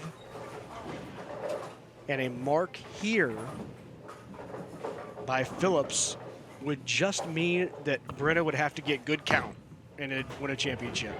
Needs the mark. So big. What a huge shot for Angelica Phillips. It has been a roller coaster of emotions for Angelica this entire match. Good for her. Must spare here. Gotta have it. Got it. May not make much of a difference, but 134, the best now that GI can have. A strike here or good count, and they win it. State champs, Lincoln High! And what a high five.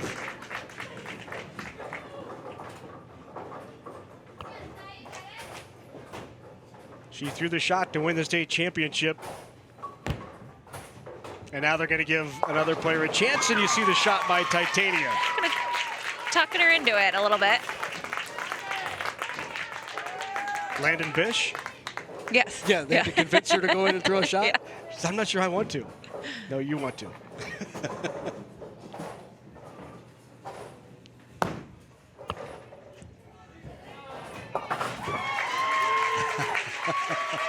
It's like, Coach, I told you. You get one more shot here. The emotion of the moment, and she hasn't thrown a shot in quite a while yet. Oh, yeah. So. Oh, absolutely. Completely understandable. A lot of factors at play, but good for her. 134 was the final for Grand Island. Lincoln High already with 140 plus whatever she gets here. So the final game, 140-134, and the Lynx of Lincoln High have won that school's first state championship in 10 years. It went the distance, and the Lynx came out on top. When we come back here in Lincoln, we'll have the championship pin and trophy presentations right here. 1, 2, 1, 2, 3, 4. What do you think about going to college? I'm kind of scared. I feel nervous a little bit. That's kind of a tough one. I'm not really sure yet. I'm excited for college. How are you going to pay for it? To be honest, I don't really know. That's actually a really good question. So what if you had a friend you could ask?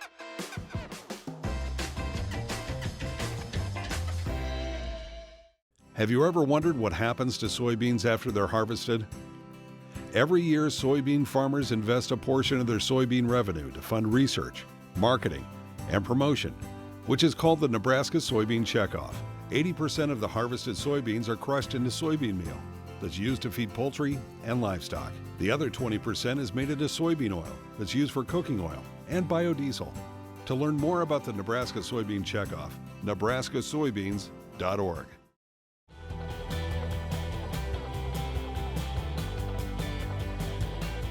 Funding for the NHSBF State Championships was provided by the Lincoln Bowling Association through grants from the Bear Foundation and the Nebraska High School Bowling Federation.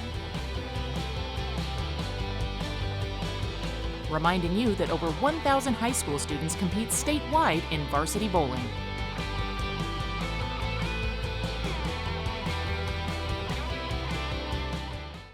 Your car has been with you a long time, through the months and years.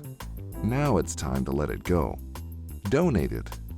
Support the programming you love. Nebraska's best high school bowlers compete for state honors when the boys take the lanes during the Nebraska High School Bowling Championships tomorrow morning beginning at 8 Central on NET. Live streaming is available at netnebraska.org and on the NET Nebraska app. We are back at Sun Valley Lanes in Lincoln, and a state champ for Lincoln High as they win it in 5 over Grand Island. Carla is with the state champs. Brenna, congratulations. You're somebody who competes all over the region. How does that experience help you in a situation like this? Oh, just being able to play on different sports conditions, just learning different techniques just helps me be able to do this on this type of condition, so it's very helpful. Well, congratulations. And Coach, this is your first time in the TV finals, first championship. What does this mean to you? It can't describe it. I've coached Brenna and my daughter since 5th grade through the Nebraska Middle School program. Just watching today, see it all finish, I can't describe it. Well, congratulations. Thank you. Larry, back to you. Thank you very much, Carla. Congratulations once again to Lincoln High, and congratulations on a great season to Grand Island as well. Time now for the championship pin and trophy presentations, and for that we go to our public address announcer. Ladies and gentlemen, how about another nice round of applause for our 2 finalists? And now for the awards presentation, your Class A ladies runner-up, the Grand Island Heartland Lutheran Islanders. Head coach Donald Prawl, assistant coach Charlie Prawl.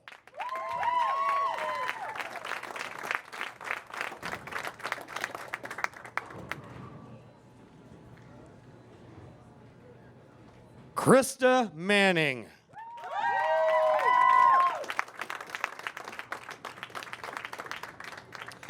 Brittany Baker.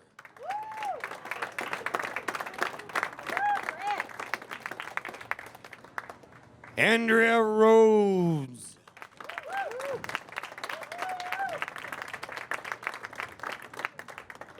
Lakota Erbauer.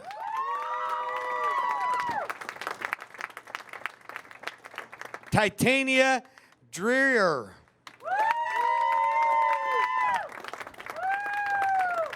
Elizabeth Kohler.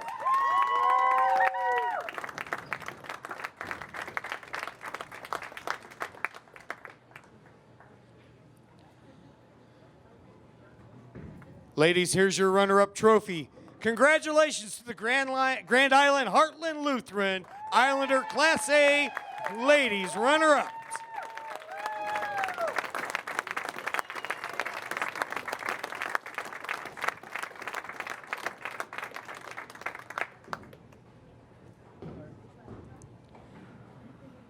Now, here is your 2018 Class A Ladies Champions, the Lincoln High Lynx.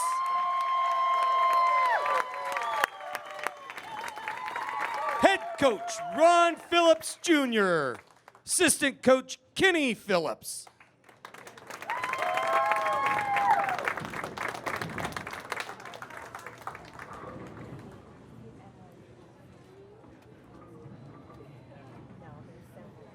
Brianna Dewater.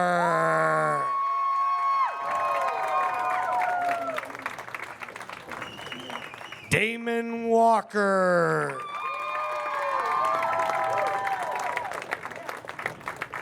Haley Meyer.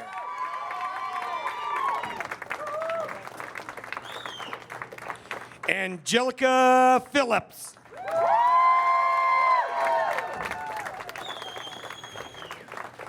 Brenna Madison.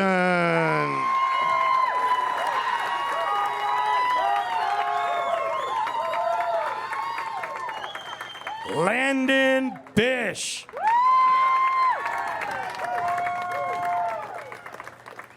Alexis Kelly.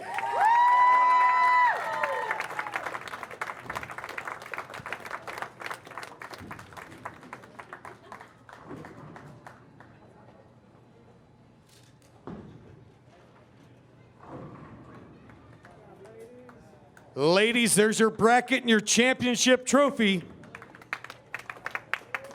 Congratulations, the Lincoln High Lady Lynx, your 2018 Class A champions!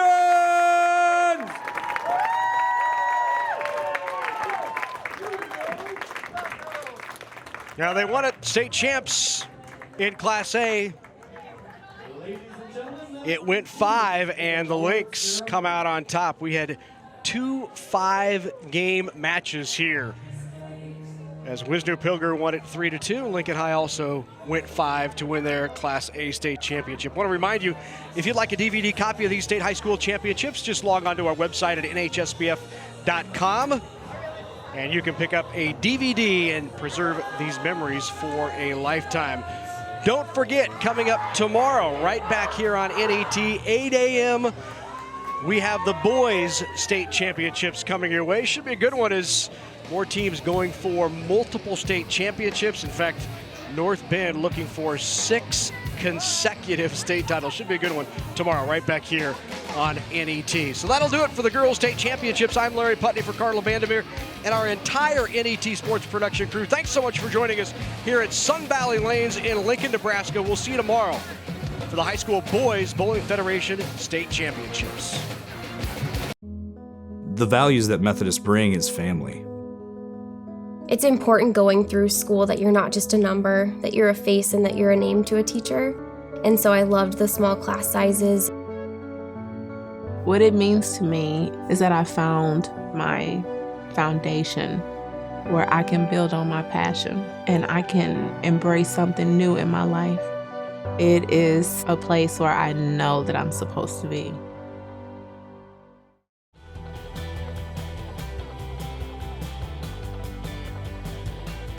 Funding for the NHSBF State Championships was provided by the Lincoln Bowling Association through grants from the Bear Foundation and the Nebraska High School Bowling Federation.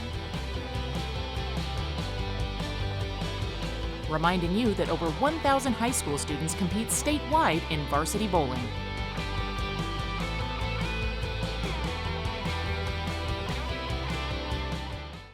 Whether it's spring planting, fall harvesting, or just a drive across the state, Soy Biodiesel helps a diesel-powered engine operate in a demanding job.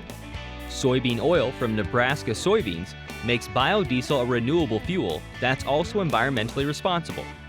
The soybean checkoff plays a major role in supporting the use and availability of biodiesel. The Nebraska Soybean Board, growing opportunity from the ground up.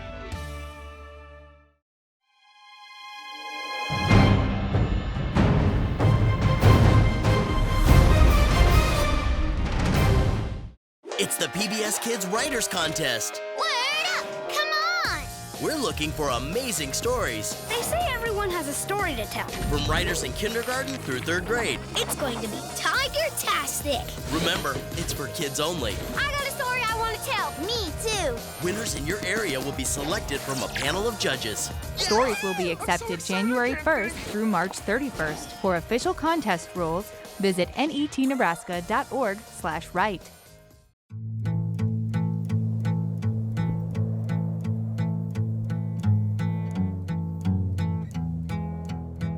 I'm Ella and I live in the Sandhills. I live on the ranch with my mom and my dad, my 2 sisters, and my grandma and grandpa. I go help my family with cattle. In the spring, we calve, and I go and check the cows with my grandpa and my grandma and my dad, sometimes with my sisters. And then in the fall, I help wean, and that means separate the moms from the babies. I participate in rodeos and I do barrels, poles, and it's fun. When I'm riding a horse, I feel like I'm going faster than I'm actually going. The one thing you don't want to do when you're riding a horse is don't fall off. The programs I like to watch on NET Kids are Wildcats and Odd Squad. I like watching Wildcats because it's fun to learn about the animals. I've learned about a pangolin and how it's almost like a dinosaur, and it has a shell that it rolls up into a ball, and the shell is made of keratin. I like watching On Squad because it's funny and it's fun to see what kind of cases they have. You also learn about math as well.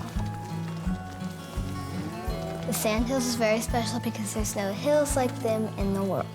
It's kind of fun to wake up and you can like see these beautiful things like the sun bouncing off the hills. At night, sandhills, it's supposed to be the best place where you can see the stars. I'm Ella and I live in the sandhills. I watch NET, Nebraska's PBS station.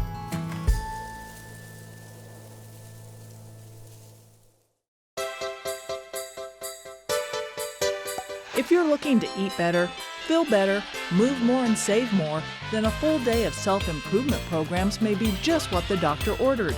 Join NET Saturday, December 29th for a New Year, a New You marathon. Beginning at 8 a.m. and continuing throughout the day, start the new year with an emphasis on a new you. Make 2019 your best year yet with NET. Whether you wake up to a prairie sunrise or the morning glow of a city, NET, Nebraska's PBS and NPR stations, bring the world to you and more than 1 million other people who watch, listen, and click each month. On television, radio, online, mobile apps, and social media, NET offers trusted, valuable, relevant content and skillfully told stories that enrich your life, make you think more deeply, and connect you to the place you call home. With clever drama, science secrets, sweeping history documentaries, arts, trusted news, and smart local storytelling, our television programming is uniquely different.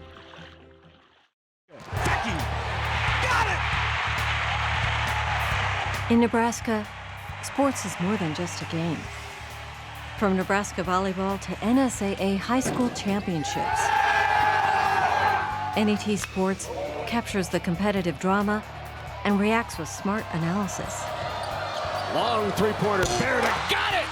Big shot! On the court or the field, in the pool or on the ice, NET is your home for sports and the place to catch Big Red Wrap-Up, the most interactive weekly TV football show in Nebraska. If you're at home in the garden, trust more than 65 years of experience from NET's backyard farmer experts. 2 steps forward.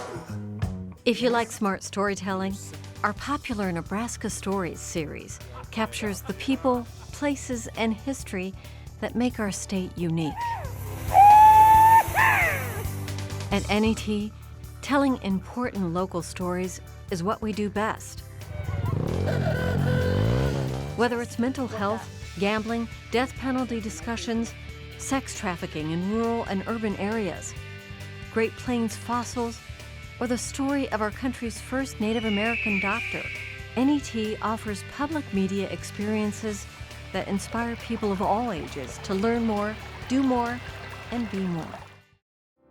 NET is Nebraska's public media network, and it belongs to all of us.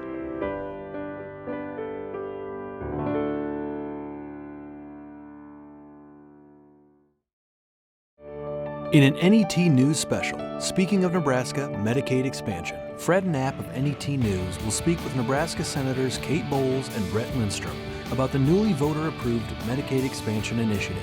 Many key questions need to be answered, like how will Nebraska pay for the state's share, and will other government programs need to be cut? Find out more during Speaking of Nebraska Medicaid expansion, Sunday at 12 p.m. Central on NET.